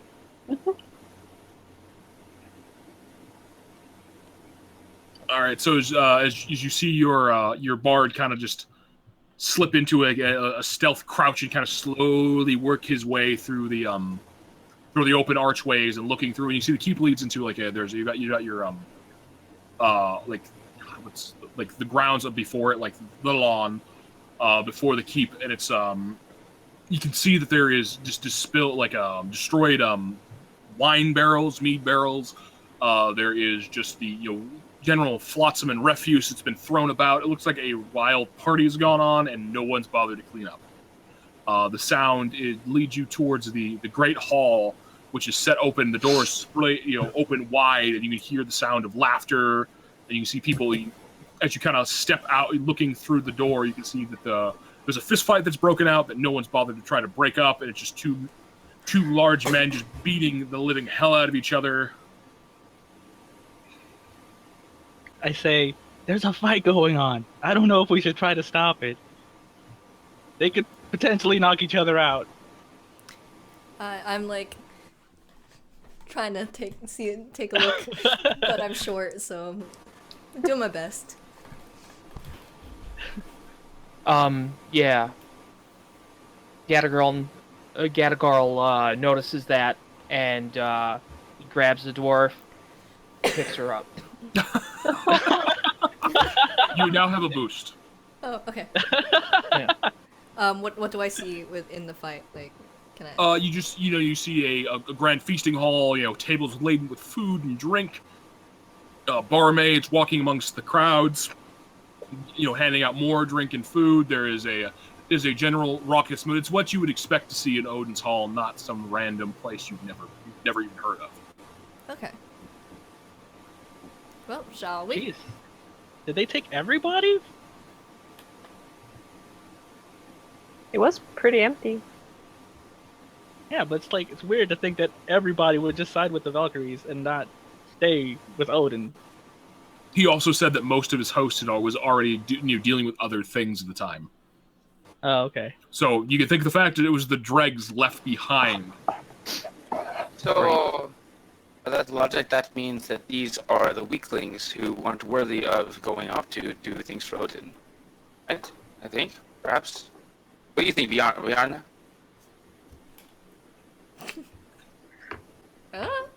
Just point me where to kill. Well, I think we should avoid. I mean, I think we should. I can try to maybe scope things out, and before we engage the Valkyries, find out where they're at. Maybe. Can I tell how many people are in there? Roll in perception.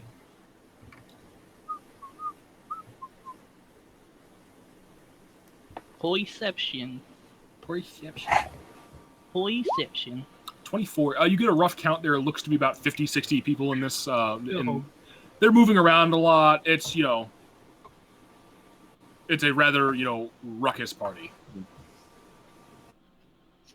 Somebody let the frat boys loose. Wow. Okay. Do I know how long these usually last? Or no, I just barely got here, right? So I wouldn't. You know from general lore and general blah, general stories and stuff like that. This is what you do. You drink, you fight. You continue to drink and fight some more. Hey. So there's not a good chance of it dying down ever, so that we could get in there and just take out the Valkyries. Roll crawl without end. Amen. Intelligence? And roll an intelligence check.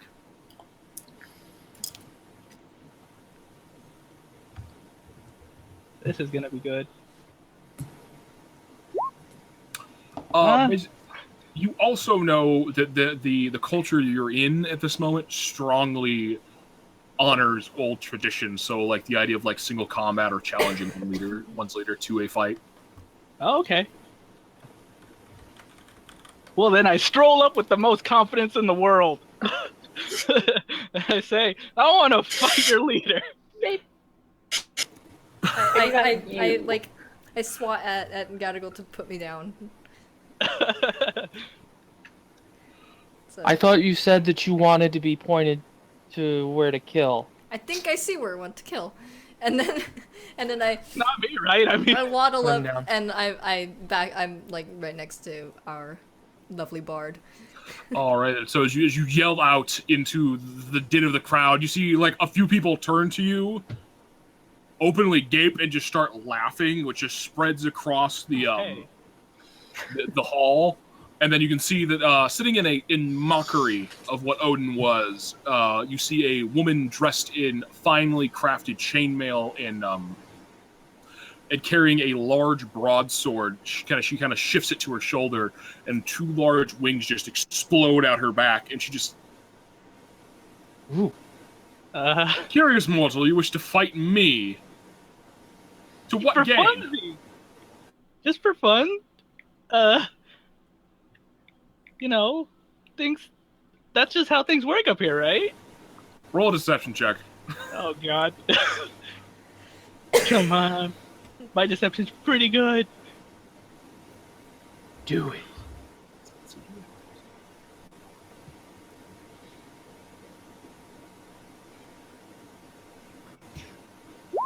Yo. There it is. 26. I gotta check one thing. Okay. Should have had 2 pages open. Does that make sense? Oh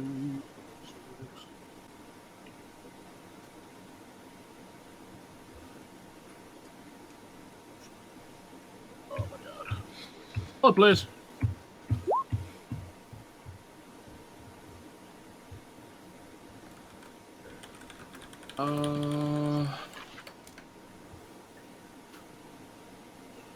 Okay, she smiles at you and, well, if you wish to test your mettle, who am I to dissuade such a handsome young man from dying again? I didn't say this had to be to the death. Well, where's the fun in fighting if there's no risk? I guess that's true. Well, is it one-on-one, or do I get my friends also? Well, if you get your friends, I get my friends. That's fair enough, I suppose.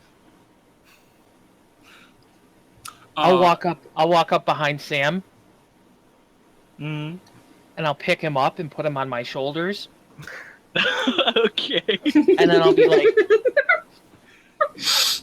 "We're a pair." It's like Master Blaster. We control our town.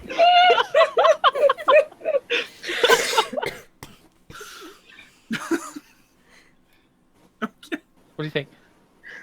I'm okay with this. I let this happen.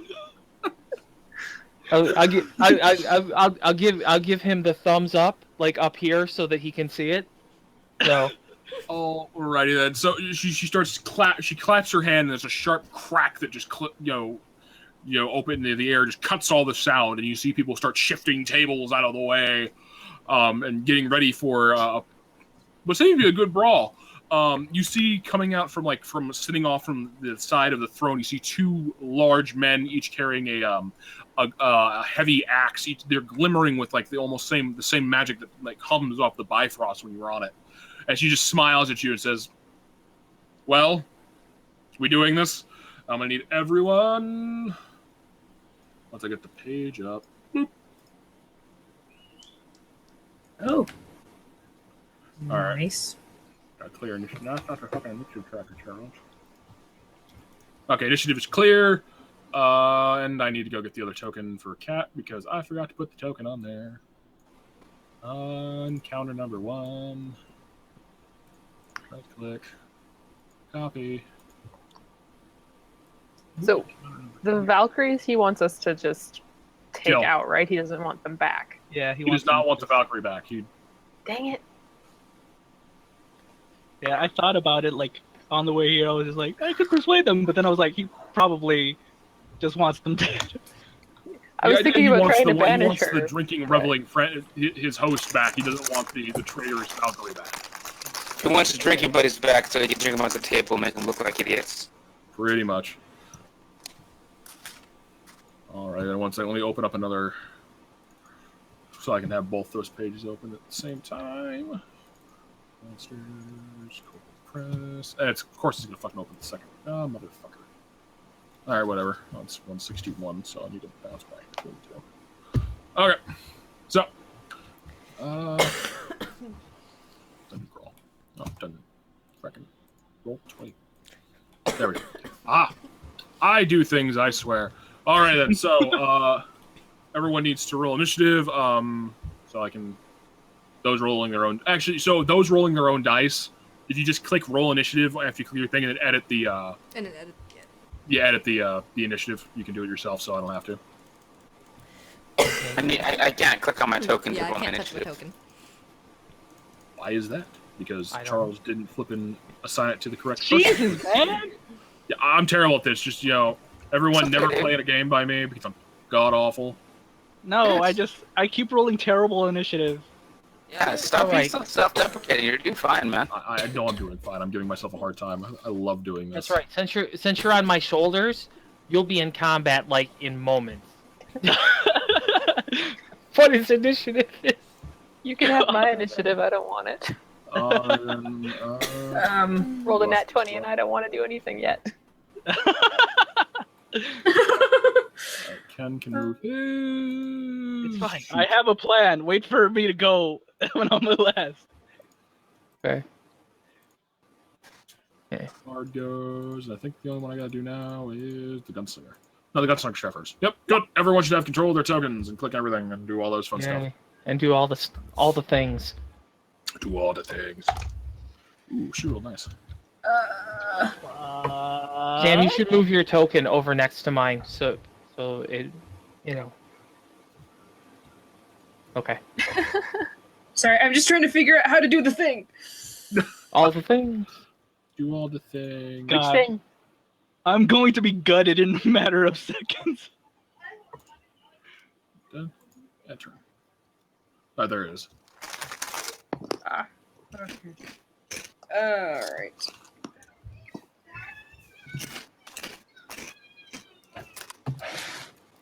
Enjoy my neighbors. Hey, my neighbors were doing construction at like 9:30 in the morning this morning. Oh, God, fuck that. So. Ooh.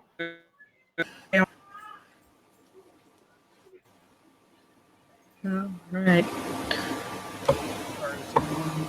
Initiatives, all right then. So I did. Oh, look. descending. Oh, look who's in first. Hey, it's me. Shoot the things. I have really great initiative, you guys. All right, so I guess I'm gonna shoot a thing.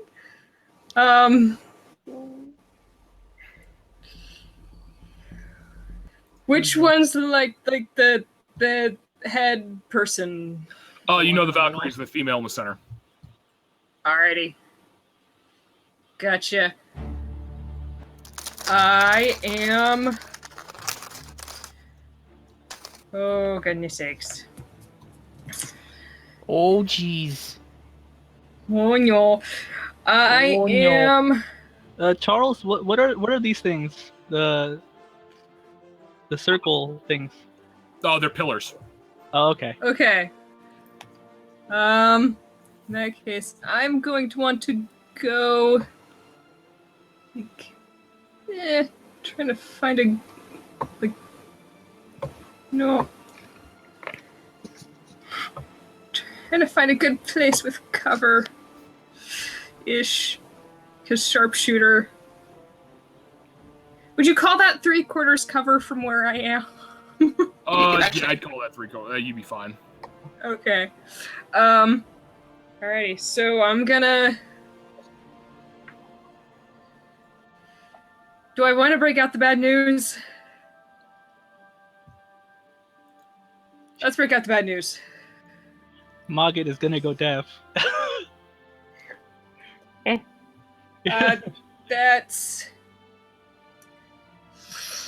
That's a 28 to hit. Yeah, that hits. I'll be right back. And that's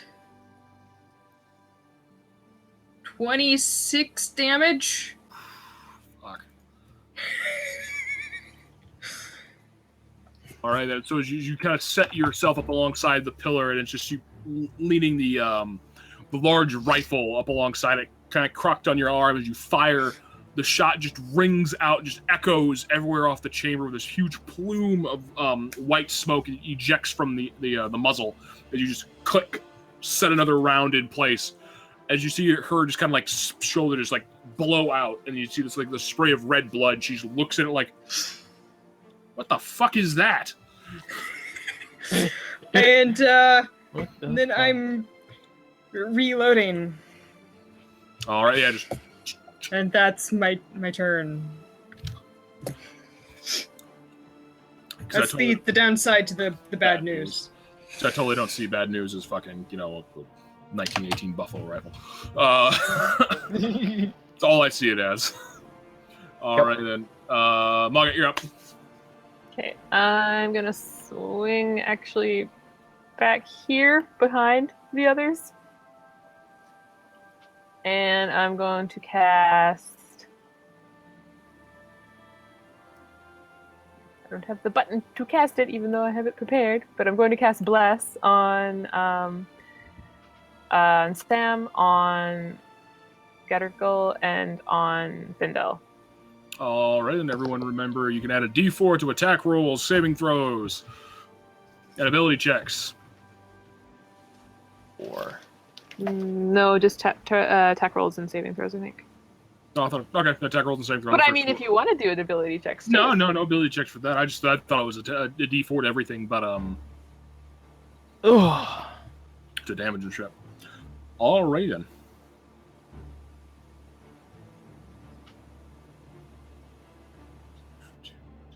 Yeah.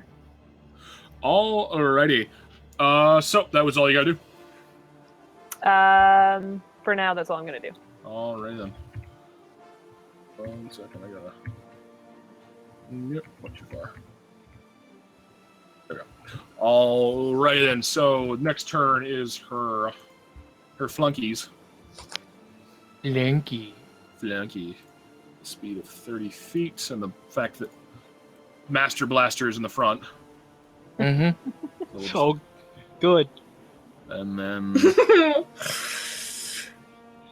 one's gonna come across and boop. Oh.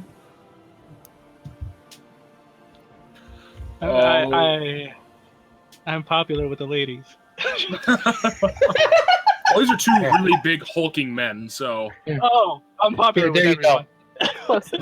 If we were only wearing the trench coat. all right, I'm gonna say this attacks against the base of your pillar. Oh, okay. Which is me. He gets 2 attacks. That is a 20 to hit. Yes, it hits. All right, second attack. Does that barely hit or does it hit? Like what's your AC? My AC is 19, but it hits enough. Well, Alright, he can do a Like cutting word. Okay. Are you gonna do a cutting word? Yes. Okay. Why wouldn't I? All right. Okay. So roll more than a 1. So yeah, so the first shot misses. Second shot is a 26. All right, I'm not gonna. Yeah, you're not gonna do anything to that one. Alrighty then. So you take 12. So you take 18 points of slashing damage as he brings this large battle axe. The first one is your top part of your totem screams out and he kind of catches and swings. While the other one he comes and brings the axe with a backswing, catching your ribs and just dragging it across, ripping open some of the chain and the padding underneath your armor, opening up like a thin cut. Okay. All right. This one's going to make 2 attacks against your warlock.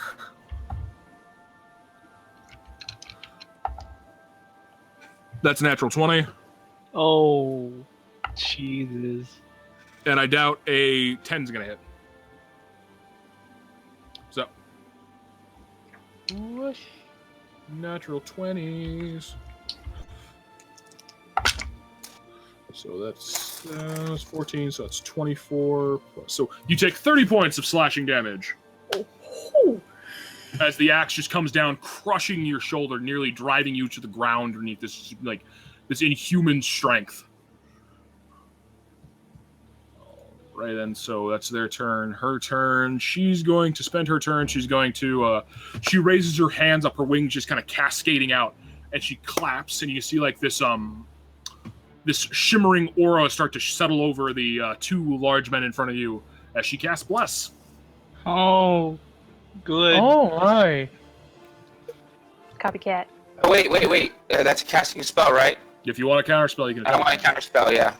All right, then. So that is. Let me see what level she's casting that at. I'm casting counter spell as level 4 because. Okay, so yeah, so as she brings her hands up, they kind of just like the magic kind of dissipates from her hands. She looks at it just like. Yeah, I cry out in some infernal at her to stop. Stop in infernal language. When that happens. Gotta love Right, it. then, so she's going to use her movement to step up then, and as she steps within, anyone within 10 feet of her, so Oh. so only Master Blaster. I need you guys to make charisma saving throws. Charisma, yay! Oh. I'm so glad that's not me. Okay. Before my I my make modifier this saving minus throw, 2. I need to double check this. Yay! Oh yeah. Okay, cool. So Okay. Alright. So charisma saving throw. Make it, man. all right, so 14? you have bless. So Oh, add a D4 to that. add a D4. So, Nice, 18. All right, Oh. then. So you both, as she steps forward, wings, pushed out to their max, there's a moment where you are awestruck. There's a moment of pure, just animal fear running through your bodies, but you're able to steel your nerves and fight down the feeling. Awesome. All right, then. Ken, you're up. My turn. Okay. Yeah. Okay. So that first dude right there. Wait, am I still on him? Yeah, you're still on me. Oh my god. You just tuck the legs. Just tuck the legs under my armpits. You'll stay up. Don't worry. I'm not gonna bend. All right. So yeah. I got a quick question. What are the rules for push? I would say make an a attack roll. Make an Make attack roll? No, to make a push. contested Or athletics contested roll. strength. Yeah, contested strength. Contested strength roll. Okay. And it takes an action, yes? Yes, it'll take your action to push. Okay. Oh, wait a minute. It would take both my action, which is both of my attacks, yeah? Let me check real quick. We can double check. I think it may just take an attack, maybe like a grapple, because a grapple only takes an attack. You can use one of your attacks to use it.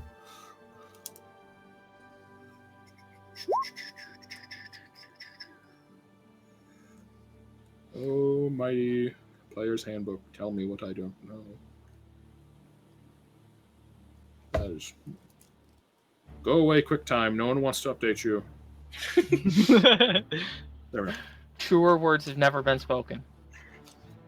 Damage and healing. Damage types, critical hits, damage over healing, damage 2 points. Stabilizing a creature, range, melee attacks. Shoving a creature. Using the attack action, you can make its melee to shove a creature and knock it prone.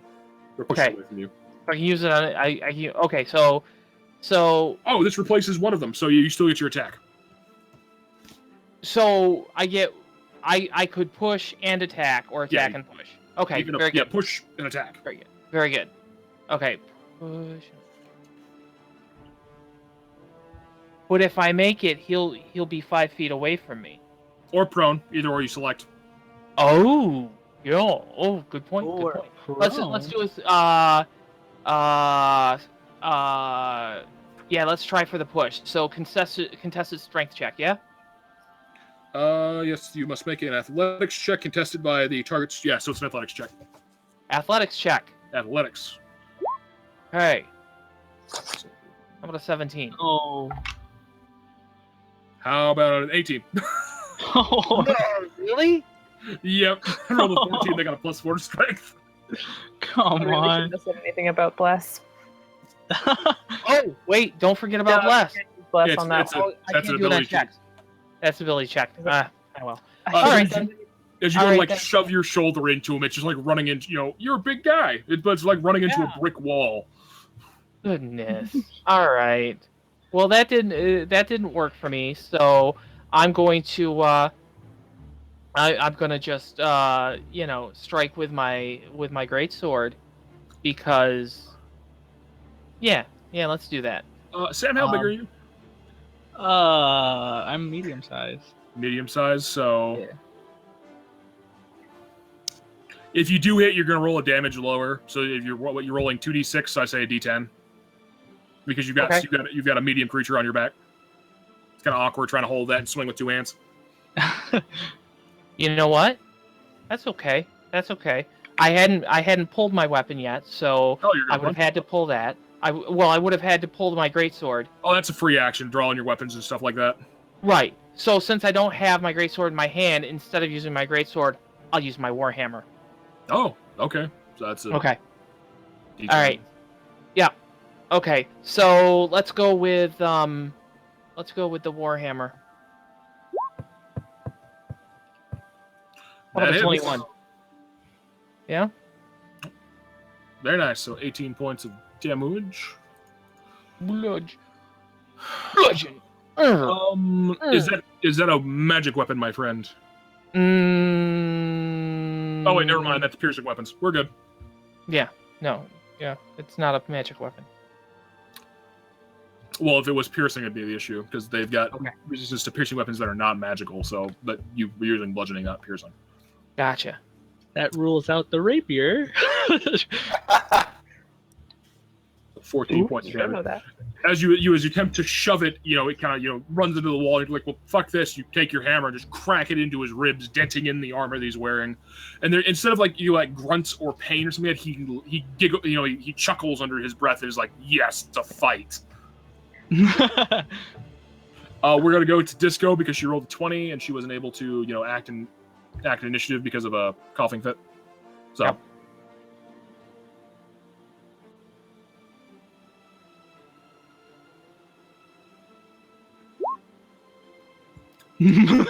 Disco rages. Rage. Rage. Rage. All right, so you are flanking, so advantage with the attacks.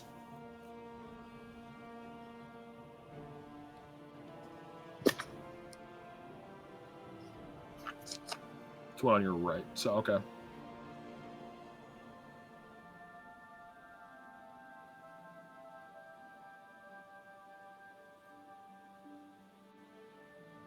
Hits.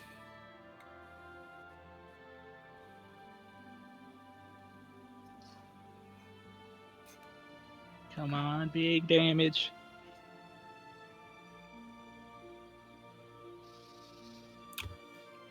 $13 slashing. 11 fire. Ooh. Whoa. Nice. Nice. Total of 24.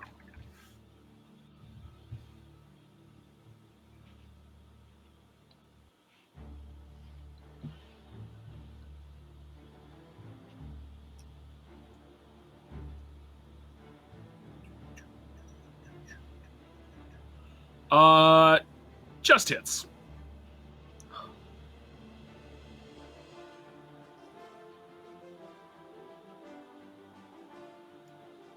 $14 slashing. 5 fire, so a total of 19. As you kind of just shift out, around him, tiny little dwarf moving around a 6'8", hulking barbarian, kind of just cracking at his knees as you're running by, opening up 2 gashes along his his legs and his knees and stuff like that. Again, there's just this laugh of this is war, battle. This is fun. All right then. So Brandon, you're up. All for fun.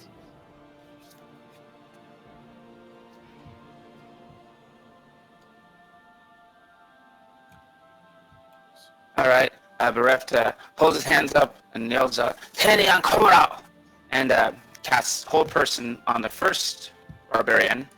And then also, because he casts at 4th level, he is able to hit 2 other people within 30 feet of him. So the beam of our Fey energy passes through that guy and those 2. So they all have to make a DC 15 Wisdom save. Right.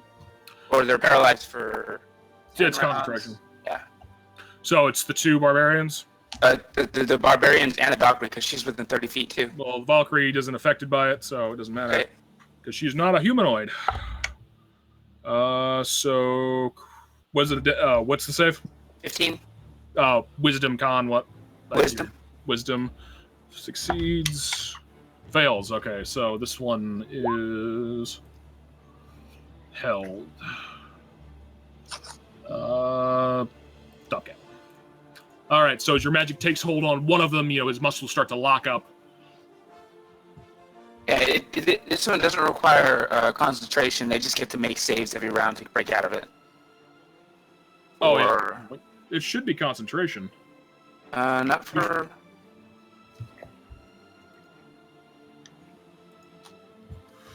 Player's handbook. Regular old hold person is concentration up to 1 Oh, minute. this one. Okay, so I apologize. I misread that. No, I missed, don't worry, it should be- I missed that part, so I'm concentrating on the spell too. All right, cool. So, And I am going to... So that guy is paralyzed right now. I'm going to move... 1, 2, 3... Actually, I'm going to move the opposite direction, so... 1, 3, he gets an attack of opportunity on me, of course. Mhm. And... Yeah, that's a good spot. all right, then. So we are going to roll the. That is a 27 to hit. That hits. It was a 19.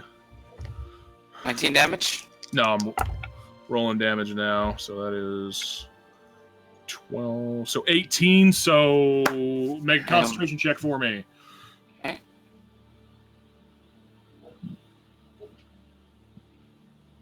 Nice. Concentration is the Constitution roll, right? Constitution. Oh, okay. The whole person breaks. Breaks. So as you try to swing by, you get caught on the shoulder. You know, it spins you around. You lose concentration for a moment. And you see the large hulking form just relaxes. He sets back into the battle rhythm. Yeah, I'm annoyed by having the spell broken. So I also use my reaction to Hellish Rebuke the guy that hit me. All right. It's a dex save, correct?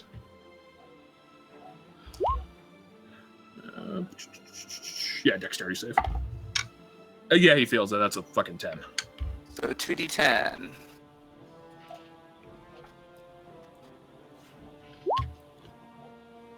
He takes 12 fire damage. Oh, fire damage. Fire erupts around from his weapon. It grabs up his arms and hits his face. Kind of like a slap before it vanishes. All right. All right, that is your turn. Sam, you're up. You're riding your half-orc friend. This is cool and all, but I'm like kind of a sitting duck up here. So I cast Greater Invisibility on myself. All right, And, so poof. and then I will move. You know, climb down Wait. from your friend. You should have cast it on him Yeah, but like, because he's carrying you. That yeah, he's but like, even if he's floating invisible, they'll see me. But And I'm he's squishy. carrying you, so you'd be invisible too. He's another target, so he's not like an item Yeah, being carried. Yeah. Wait, hold on. Like, it was 5, 10, 15. Okay, so I'm right there. All right, and so you're invisible, so he's going to make he's a reaction, so he's going to make an attack at disadvantage. Yeah, that is a 15 hit. Oh, that's exactly enough. God, Jesus. Alrighty then. So, swinging blindly. Have to make a Constitution check.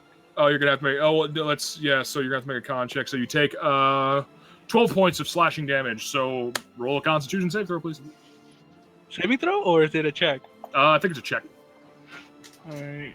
This has to be good. It's gotta be a 10. Oh, That's a thank 20. you. You maintain concentration. Ooh. I just rub my head. I'm like, ow, ow, ow, ow. How much damage did I take? You took a 12. Okay. All right. So you moved, cast invisibility, ran away. Okay. So, gunslinger. Oh boy. You know what? I'm gonna spend a grit and make this a violent shot with the bad news. Ooh, 3d12. Ow. Yeah. Towards the Valkyrie. The Valkyrie. Okay. And that is a 23 to hit. I guess you can hit it. Oh, suck. Well, I rolled terribly on that, so that's 20 damage. That's terrible. On 3d12? Well, the I average, rolled a what? the average is 18. Oh, God damn it. Oh, well. You rolled above Okay. average. All right, and so as you set yourself again, and shot's been loaded, just another explosion of sound and smoke exploding out, and this like clipping her on the other shoulder, and she's looking at you like, "What is that thing you're shooting at me?" And then I'm going to reload and use my action surge to shoot her again. All right. with just a regular shot. And that's a 28 to hit. Maybe, yeah, it is. And that's 19 damage. 19, damn. All right, so as you just click into place, and just standing again, and just another shot, click back into place. It's just this one catching her in the gut, just kind of blowing out the like the fine chainmail she's wearing. There's holes and a hole in it, just, and the wound isn't bleeding profusely, but it's she's got a hand over it, just looking at it like, ow. And at the end of your turn, she's gonna use a legendary action. Oh, She's going to flip the Can I spear in her move hand. first? Oh, you can move if you want, yeah, because that's not the end of your turn. Oh, jeez. I'm gonna... jeez. There. Oh, jeez. So you're on your... Oh, Jeez. dear. Yeah, she's still going to use a legendary action. She's going to stab out with the spear at her, at the orc in front of her. Actually, wait, she can use the cantrip. That will. Man, she doesn't have good cantrips. All right, yeah, she's going to stab out at the... She can cast one spell at her. All right, cool. She's actually going to use... she's going to cast Healing Word on herself. no. D4 plus... fucking charisma, so that's a 4, so that is 7, so she heals 7. She kind of, she steps, she's holding her at the wound, and you can see the light, and she starts, this, celestial song comes from her lips, and the wound slowly starts to heal under her touch. All right, Margaret, you're up. All right.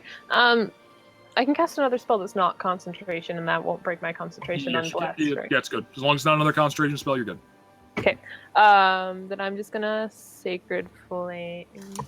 Sacred Flame. All right, that is a... you make an attack on that, or does it save? It's a dex save. DC is 14. Yeah, that's a 19.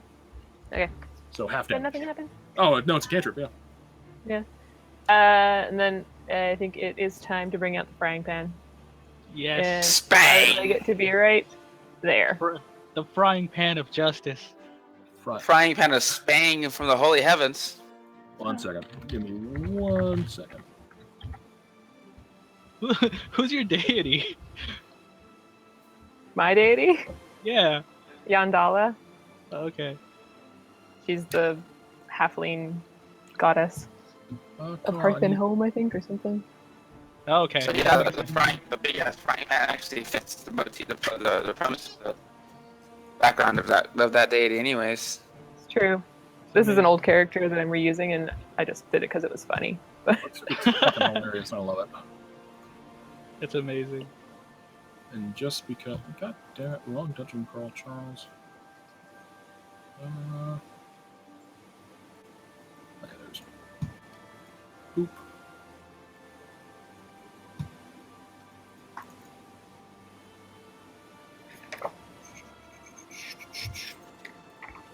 Well done.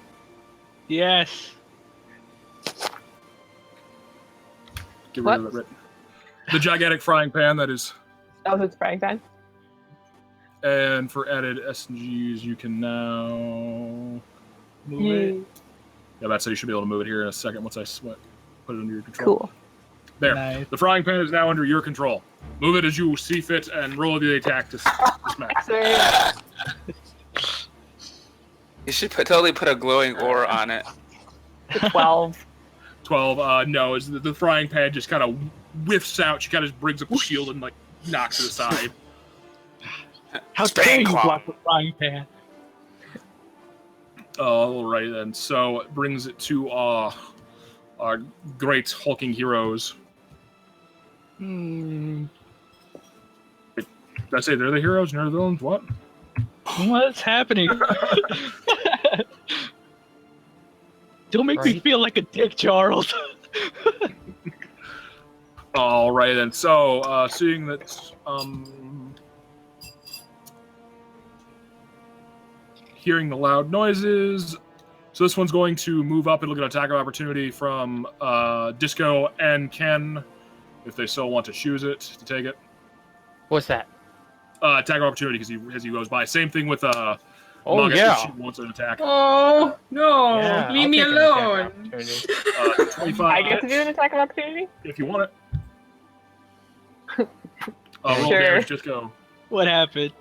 Disco's gonna attack an opportunity. 11 slashing. 11. Nice. So 21 in total. Nice.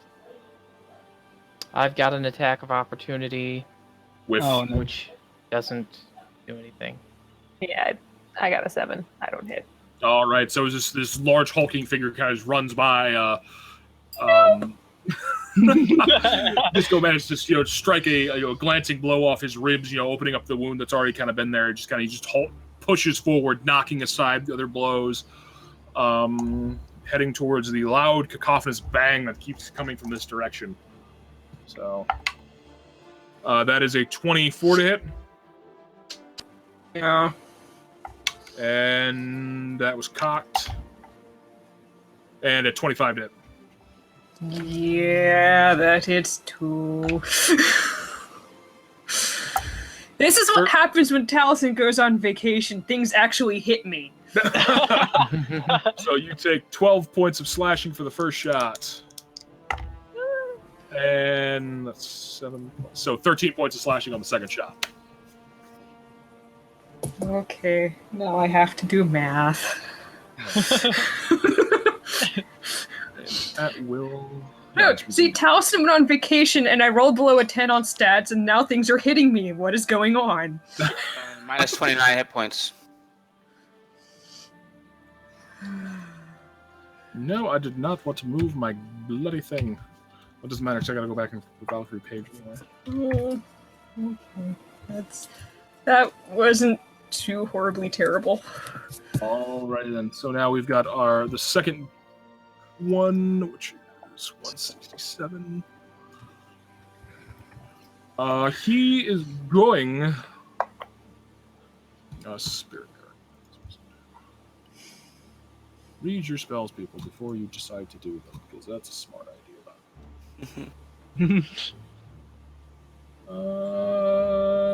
Cleric Grimoire.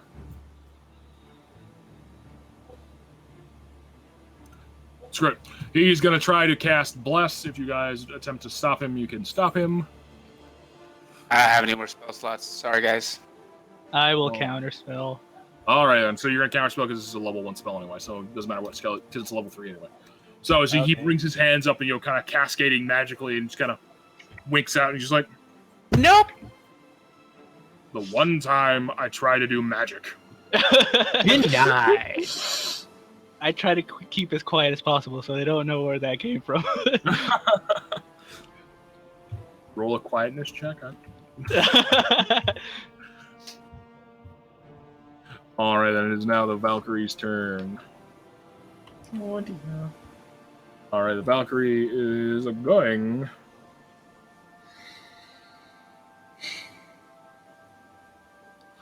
Actually, she is going to. Masculine word is. Fuck, what is masculine word? That's fucking right there, Charles. Herp derp. No, come on, don't. Weird things like things heal each other after a while. Yeah. Masculine that'll do. word is 1d4 plus your spellcasting modifier. So okay, so. God damn it! Did it again. All right, and so she she's just going to shift over to. What the? Fuck! Oh. Now that Ken is in flanking, she's going to strike out with her long sword.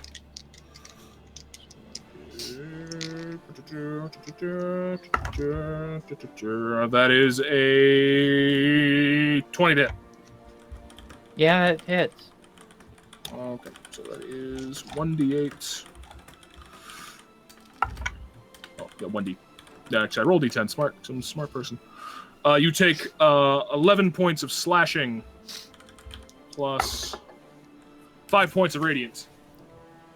So 16 points? 16 points in total. Okay. That is her turn. Disco, you were up. All right. Out of curiosity. Hmm. Out of curiosity. No, never mind. She wouldn't have gotten an attack of opportunity. Nope. I wouldn't have gotten an attack of opportunity on her. You also burned your reactions to do it beforehand, so. Did I? To attack the one that ran by, hit. Oh, yeah. Oh, gotcha. Yep. Okay. So Get in there, Disco. step around to flank this whatever this It's a is. line of flanking. Line of flanking. Look at that. It's like we're about to do a choreographed dance or something. And take a couple swings. This one's a 23 to hit. That hits. Okay, it's a 13 slashing. Okay. And 3 fire. 16 in total. Just a little bit of a burn in there. Every 45 minutes, everybody gets together and does a line dance in the meat hall. Yes. Yes, go on. Just like at the Your Lone Star. approves of this.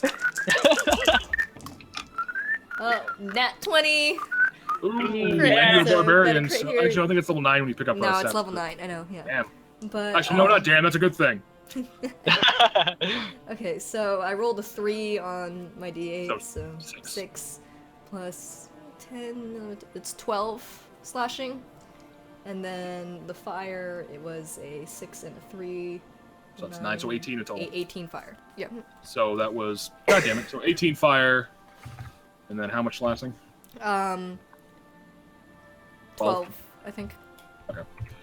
So both hits are resounding cracks as you bring the axe just like cracking each knee, trying to chop him like one side, the other side of the leg, trying to bring it down to your size.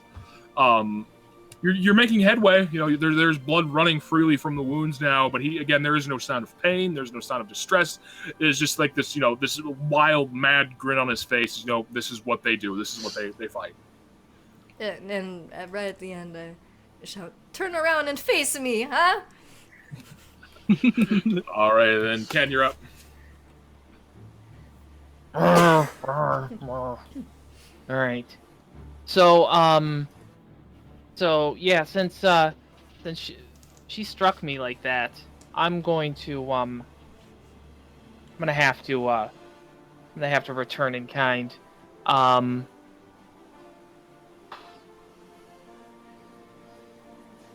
You said did you say you consider changing weapons as an action, right? Drawing weapons is free.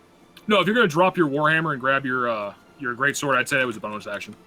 Okay. All right. I drop my warhammer to the ground, and then pull my greatsword. All right. So bonus action. Yeah, that's the bonus action, right? Yep, that's your bonus action. You still got your attack action, your movement. Yep. Okay. So attacking with the greatsword, first one. With advantage. So 26 hit, that hits. Mm-hmm. And then the second one is going to be Great Weapon Master. All right then. Yeah. So 25. Ooh. That's a gnarly shot. Both strikes just cracking. You can see now the armor across her chest is starting to break, and you've opened up a large shallow gash across her midsection. You can see she's holding blood in. She's looking pretty rough. She's going to use a reaction to cast Healing Word again. Legendary action. Healing 6 hit points. Putting a band-aid on a fucking... Not in my fucking moron. Alright then, so that is her. So, Brandon, you're up. Okay. Bereft is contemplating popping a potion, but he sees that the Valkyrie's looking pretty messed up now, so he runs over and puts a pillar between himself and one of the barbarians and shoots at her with 2 Eldritch Blasts. Okay.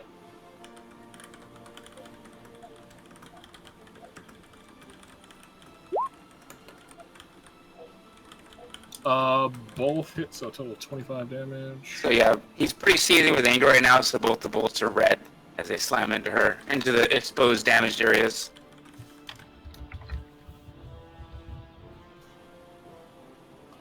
All right, and so both bolts slam into her, nearly knocking her onto the ground. You can see now that there's blood pouring freely from her wounds.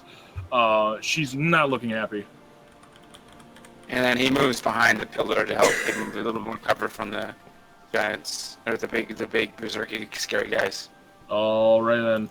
That's it. All right, Sam, you're up. Well, my plan went to hell pretty quick. Like, I was gonna cast Fireball, but then it's like, I don't want to like hit everybody. I know Bjarna can Bjorn take probably, Bjorn probably resisted, but it's a 20-foot radius, and I think it's everybody. You hit That'll win everybody. everybody, and then if we didn't die, we'd probably come kill you. Yeah. I would at least. You can resist it. You're a tiefling. Nah.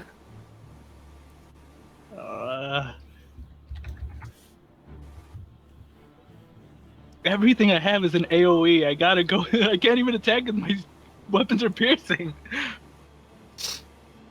I'm just gonna throw a fireball. I'm sorry. Yeah. Do you So have- where are you going to toss Careful. the fireball? You have healing word? Me? I have healing word. Yeah. No, Yeah, wait. I have cure wounds. Oh, that requires you touching somebody. Yeah. Yeah. It's almost certain you're gonna kill me if you drop a fireball in the middle of this. You Well, can't if do I careful put it spell, can hard you? enough- No, I'm not a sorcerer or warlock. No, Oh, the alright. wizard, be able to shape spells. Well, Yes, Um, a warlock or a sorcerer or a wizard. All right, then. So where are you dropping this fireball? So I know who needs to roll. Because pretty much, I think the only way you can... just not quick. I guess like.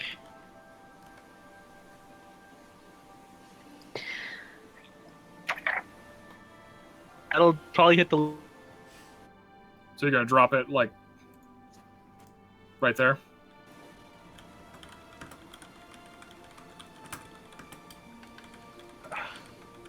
God, I wish I had careful spell. At that point, a 20-foot radius would hit... Would hit you. He's gonna hit everybody except for the. Yeah, but hit put it everyone. all the way over here. If I put it all the way over here, it won't hit me. Oh, self-preservation. It's the only thing I can think of right now. I'll heal you all, I swear. All right, You yeah. can So kill you're us dropping all the first. fireball. Not Right. take something would be more helpful. All right, so you're dropping a fireball there. So I need everyone to roll dex saves. Everyone, all Oh, you have to do is succeed. Oh, and I still have bless, right? Yeah, You're still blessed, so you can add your d4s. probably not after this. God, I'm so- Alrighty Because he ended, then. God. he dropped it where it would hit me too, didn't he? Yeah, he dropped it like right. It's gonna hit everyone but him. Sure, hit your healer. That's a good point. All right, Uh, dex I saves. didn't. Oh, cool. What's the DC on the? 16. Yeah, 16, I definitely saved. Fail. I have a 20. I didn't I say. didn't. Modified 20. So she succeeds. So she succeeds. They fail. All right then. I rolled a 5. I rolled a 4, and then a 1 from my D4. Thanks. All right then. So roll your damage, and then everyone but Disco's gonna take it. I clicked on cast and it's not casting it. Well, The what level are you universe does not casting at? Third level. Yeah. Do So I it's take? 8d6. Do I still would take take- half? So just- You would take half and then half. And then because of half again. resistance. Because you saved and you have resistance. Just So you take a quarter of this damage. Must be nice. Jesus. bear totem, yo. The one person who could probably take the hit is the one who Wait. saved. All right, how do I put in a command? Just go. Not You only hit the that, I dice. technically had advantage on the save too because of Just danger roll sense. dice thing. You just put 8d6, or you can. I think it's like slash roll 8d6. You have to.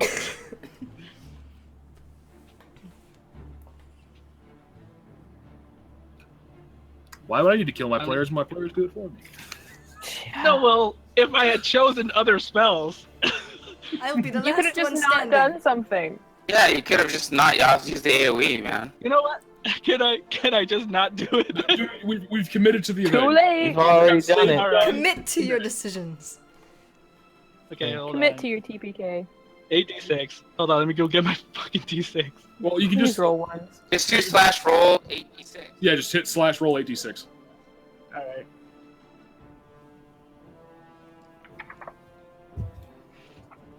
It doesn't.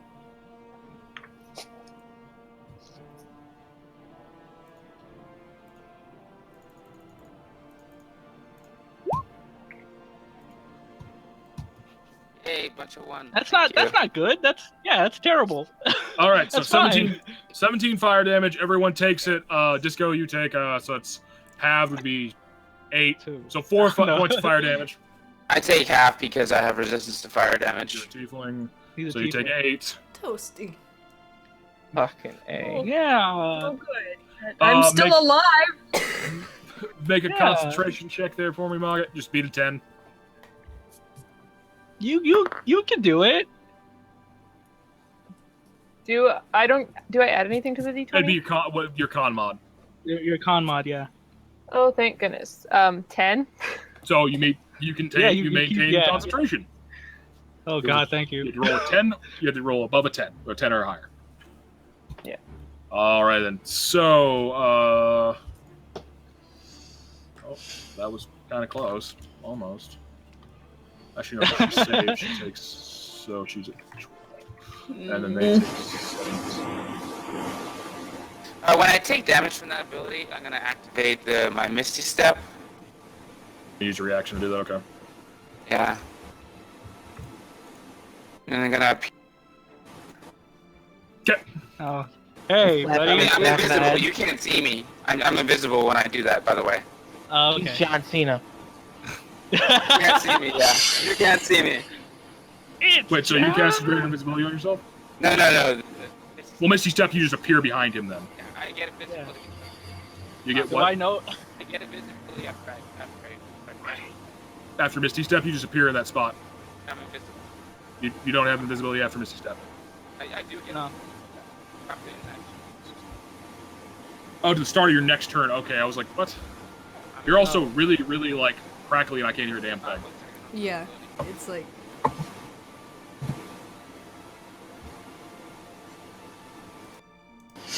Oh. I'm also still invisible because Cat. Fireball wasn't. Yeah, he's still concentration. invisible too. So you're both invisible. So You get Cat, better you now? Yeah, there you go. and Yeah, yeah. Cat had something going on in their background. The sound. yeah, There's something like an ambient sound. there it is. We're good. Like a vacuum. Yeah. Aha! You fixed it. There you go. Hold on. Speaking of cat, you're up. Okay. So. Would I you can't- say I could have used one of my attacks to attack and then use another one to cast a spell? Nope. Because if you take the attack action, it's either you're going to use your the attack action gives you 2 attacks, or you can use your action to cast a spell. Darn is it. it a bonus? Is the spell a bonus If action? it's a bonus action, you can totally cast it.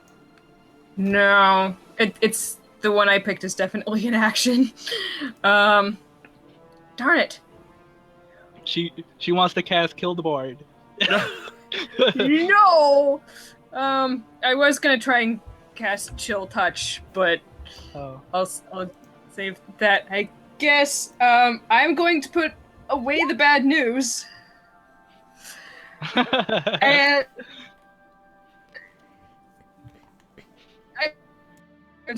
I am going to take out my rapier and Which is magic. which is magic, and I'm going to stab this guy in front of me. All right, and stabs down. I see her pull out this magical rapier, and I'm just like, oh, that's nice. Why didn't I get that? That's a 22 to hit. That hits. All right, and that is 7 damage.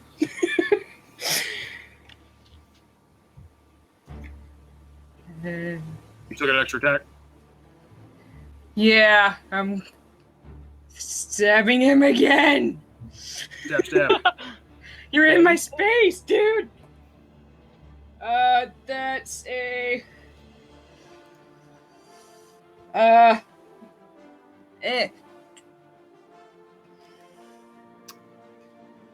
Hold on, I can't math. Math, my only weakness. That's 21 to hit. That hits. And 6 damage. All right, that is, you're a bit crispy from the fireball and friendly fire. This D8 does not like me. You're able to lunge forward twice with just 2 quick, precise strikes. Your rapier shredding the magical armor that protects his vitals, and it's like you strike at a kidney, and you bounce off a rib, aiming for the heart. He's looking kind of rough. He's bleeding a little bit more, and that smile is turned into a frenzied, almost you see almost a frenzy in his eyes. Do I still have a bonus action? You still have a bonus action, yeah. Okay, I'm gonna use my second wind. All right, then. Heal some hit points. Up my hit points a little bit there. All right, then. So while you do that, Margaret, you're up. All right, so since Valkyrie moved up into my grill, that means I have advantage because we're flanking? Yes, you do. I'm going to reach out and poke her and try to inflict wounds. Yo. And I'm going to do it at 3rd level. Ooh. But that's probably not going to hit. 14? Nope. As you go to reach out, and you can see the long sword bats your hand aside. Okay, fine. I'm mad. I'm going to move the frying pan over and bash her over the head. Oh my god. Which I'll probably miss on. Oh, it fell on the floor. 22. All right, roll damage. 2. All right, so as it just kind of backhand, she's just busy deflecting your hand. It's just like clang on the back of her head, and it's more of an annoyance. She looks still holding wounds and bleeding, and she's like, "What the fuck who brings a frying fight?" Great, I just made her mad. They're surprisingly useful. Okay, so yeah, she's actually used all her legendary actions. So any movement you want to use? Nope. All right, then. So it is our hulking friend's turn, who's going to attack twice at the gunslinger in front of him. No! Well, a 12's not going to hit. No. Actually, they roll with advantage now, but it still doesn't matter because it's still is that a 17 going to hit? Yes. All right, so 1 hits, and then that's a 7, and a 25 to hit. Yeah. That is flipping 11 damage plus the 6. So it's 16 points of slashing damage on the first shot, and then 18 points of damage on the second shot. I don't like this guy. No. As now he sees that frenzied rage, that rage within him, is just this wild cackle as he's slashing at you with wild abandon. And the strikes aren't just ending with you; it's like hitting and then sliding through and smashing into the pillar. You can see pieces of stonework start to fall, and he just crack, just this wild laughter as he swings. This one's going to respond to the taunt of the dwarf. I'm just gonna blame Taliesin for this. Where the hell did If I die, it's his fault for going on vacation. If you die, it's the bar's fault for fireballing your ass. Yes. I made some bad decisions, okay? Yeah. All my magic items are fireball related. All right. You doesn't have to use it. That's all. It doesn't have to use it. All right. So yeah, the dwarf's fine. I can't do it. Damn it. The dwarf's fine. He rolled a 12 and a fucking 4, so you're good. He's swinging. Swing and a miss. Swing and a miss. 2 swings. Valkyrie's turn. She is going to.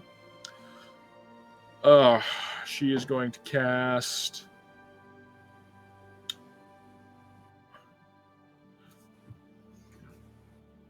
Fuck.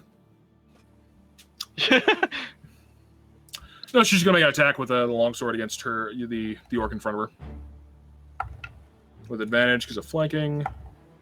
It ain't gonna matter because she rolled because your AC is 19, right? 19, yeah. She rolled an 18. So you're managed, focusing on her, just kind of blocking the blaze that comes through, nearly missing your throat. What the hell is that? Okay, so Disco, you're up. We got to fix the order because for some reason you're still fucking way down there. Setting. There you go. So Disco is now in the right place, but you're up. All right, cool. Just take another couple swings. All right. And they never turned around to face me, right? Oh, he did. He tried to hit you. Oh. He missed. Yes, Horribly. okay. I was probably, concerned with coughing. What is a 18? Just hits. Cool. 12 slashing. Okay. And 6 fire. Cool, 18. Send into rage. So, got one more swing. That one is a 21 to hit. That hits. And 13 slashing. Ooh. 7 fire. Ooh. So Disco, how would you like to accomplish this? I actually leap up in the back. Yeah. I do you know how in Skyrim when they do the finisher where then they've got the buckler on one arm and then the sword in the other. So I'm doing exactly that, but like a tiny little dwarf with her beard flowing magnificently as she swings. As you put your foot onto his, he's bent down, you put your foot onto his thigh, lifting yourself up in a glorious leap, clipping his face open with the buckler, kind of knocking his head aside and bringing your axe just cracking into his neck, and you can hear the bones shatter and break. But he's still hanging there, about to draw a fall. But second one coming and just smashing him in the face with the buckler, shattering teeth, and his nose just explodes into blood as he just kind of falls back into a heap. Well, that's one down. I'm down. All right, then. I kinda helped. You're up, Ken. All right. First, as my reaction, I'm going to use Second Wind. Heals midpoints. Yep. So, 13 hit points. Okay. Well, that'll help a little bit. Sorry. Okay. And then... this chick is going to get it. Great Weapon Master. Miss. Oh, no. D4 for Bless. Oh! Uh? So that's a 16, so... So, Ken, how do you want to do this?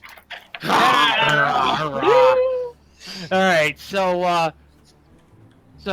after all of this being gored and bloody and all sorts of messed up and singed from the bard... Convoluted by the bard. Yeah. I'm invisible. You don't know what I'm doing. Right. Yeah, so Gattergull is just really, really pissed, and he just underhand swings this great sword up in a arc straight up the belly of this Valkyrie. And at the top of the arc, as he's splitting her guts open, he's like, "Bad lady," and that's it.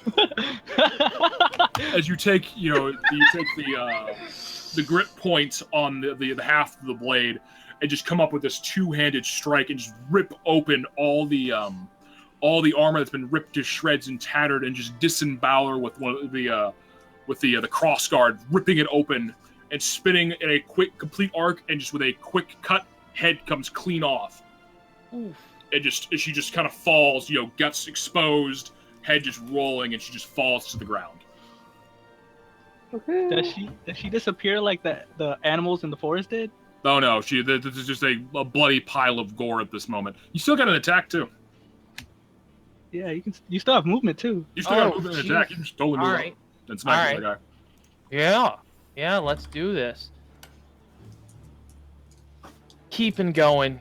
Bang. And attack this one here. With advantage. Oh, because flanking, yes. Yep. And Great Weapon Master. All right. So that is a 16 at the moment. You still got bless. Oh, no, I have advantage. Yeah, but your Great Weapon Master knocking you down by 5. So you're Knocking me down. Oh, yes. Okay, so D4. Gotcha. Fuck. As you riding the high of gutting the Valkyries, you go to swing. It's just this.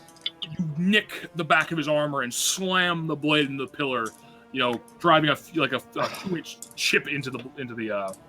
Oh. Good lord. All right. Anything else you would like to do? Nope. All right, then. You're up. Brandon. Okay, well, Bereft is no longer visible. Yeah.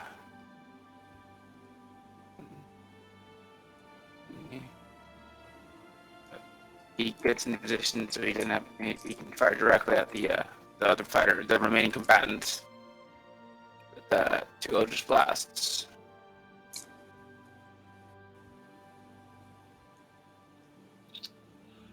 So 7. 17 is the lowest. Well, yeah, because the 17 is not going to hit, and then the 30 will hit, though. So you take the 7 force damage. Yeah. So that is... So it's just one blast kind of smashes off to spreading bits of pillar and stone chips everywhere. The other one slamming in the back of his head, nearly knocking him to the ground. He's looking rough. He's not happy. And that's it for me. All right, then. Sam, you're up. Maybe another I fireball. cast fireball. No. Oh, well, there's only like one left, so I walk up. You can heal me? Oh, okay, yeah, I go up here. I have enough room to go up there. 20. And I cast Cure Wounds. Thank you! Next time, just dodge out of the way. No. I try!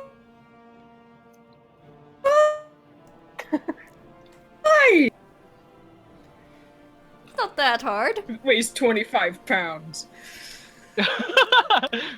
Bjorn as little can still jump and dodge. All right, so it's a D8, whatever level you're rolling at, whatever level you're casting at. I guess I'll cast it at level 2. So 2D8 plus your spellcasting mod. 17. Boom. Yay! 17 hit points. As the bard apologetically walks up, and you don't even see him because he's invisible. And the hand just touches your arm. You're like, ah! Ah, who's touching me? And some of the wounds start to knit closed. I just say, I'm sorry. All I have is area attack spells. Alrighty then. And you're up, Cap. All right.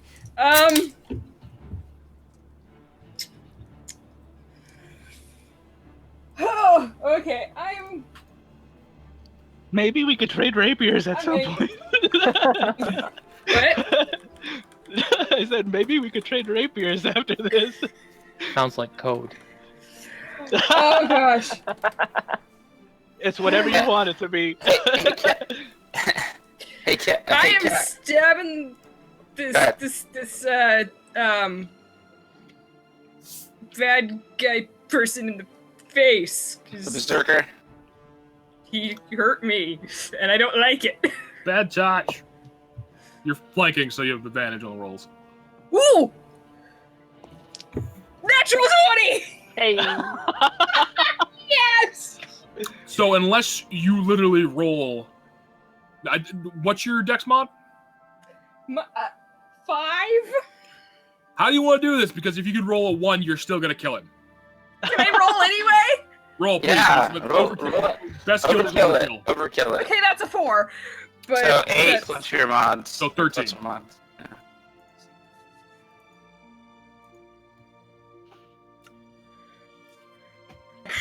I'm taking my rapier, my vicious life-stealing rapier, and I'm stabbing him in the face.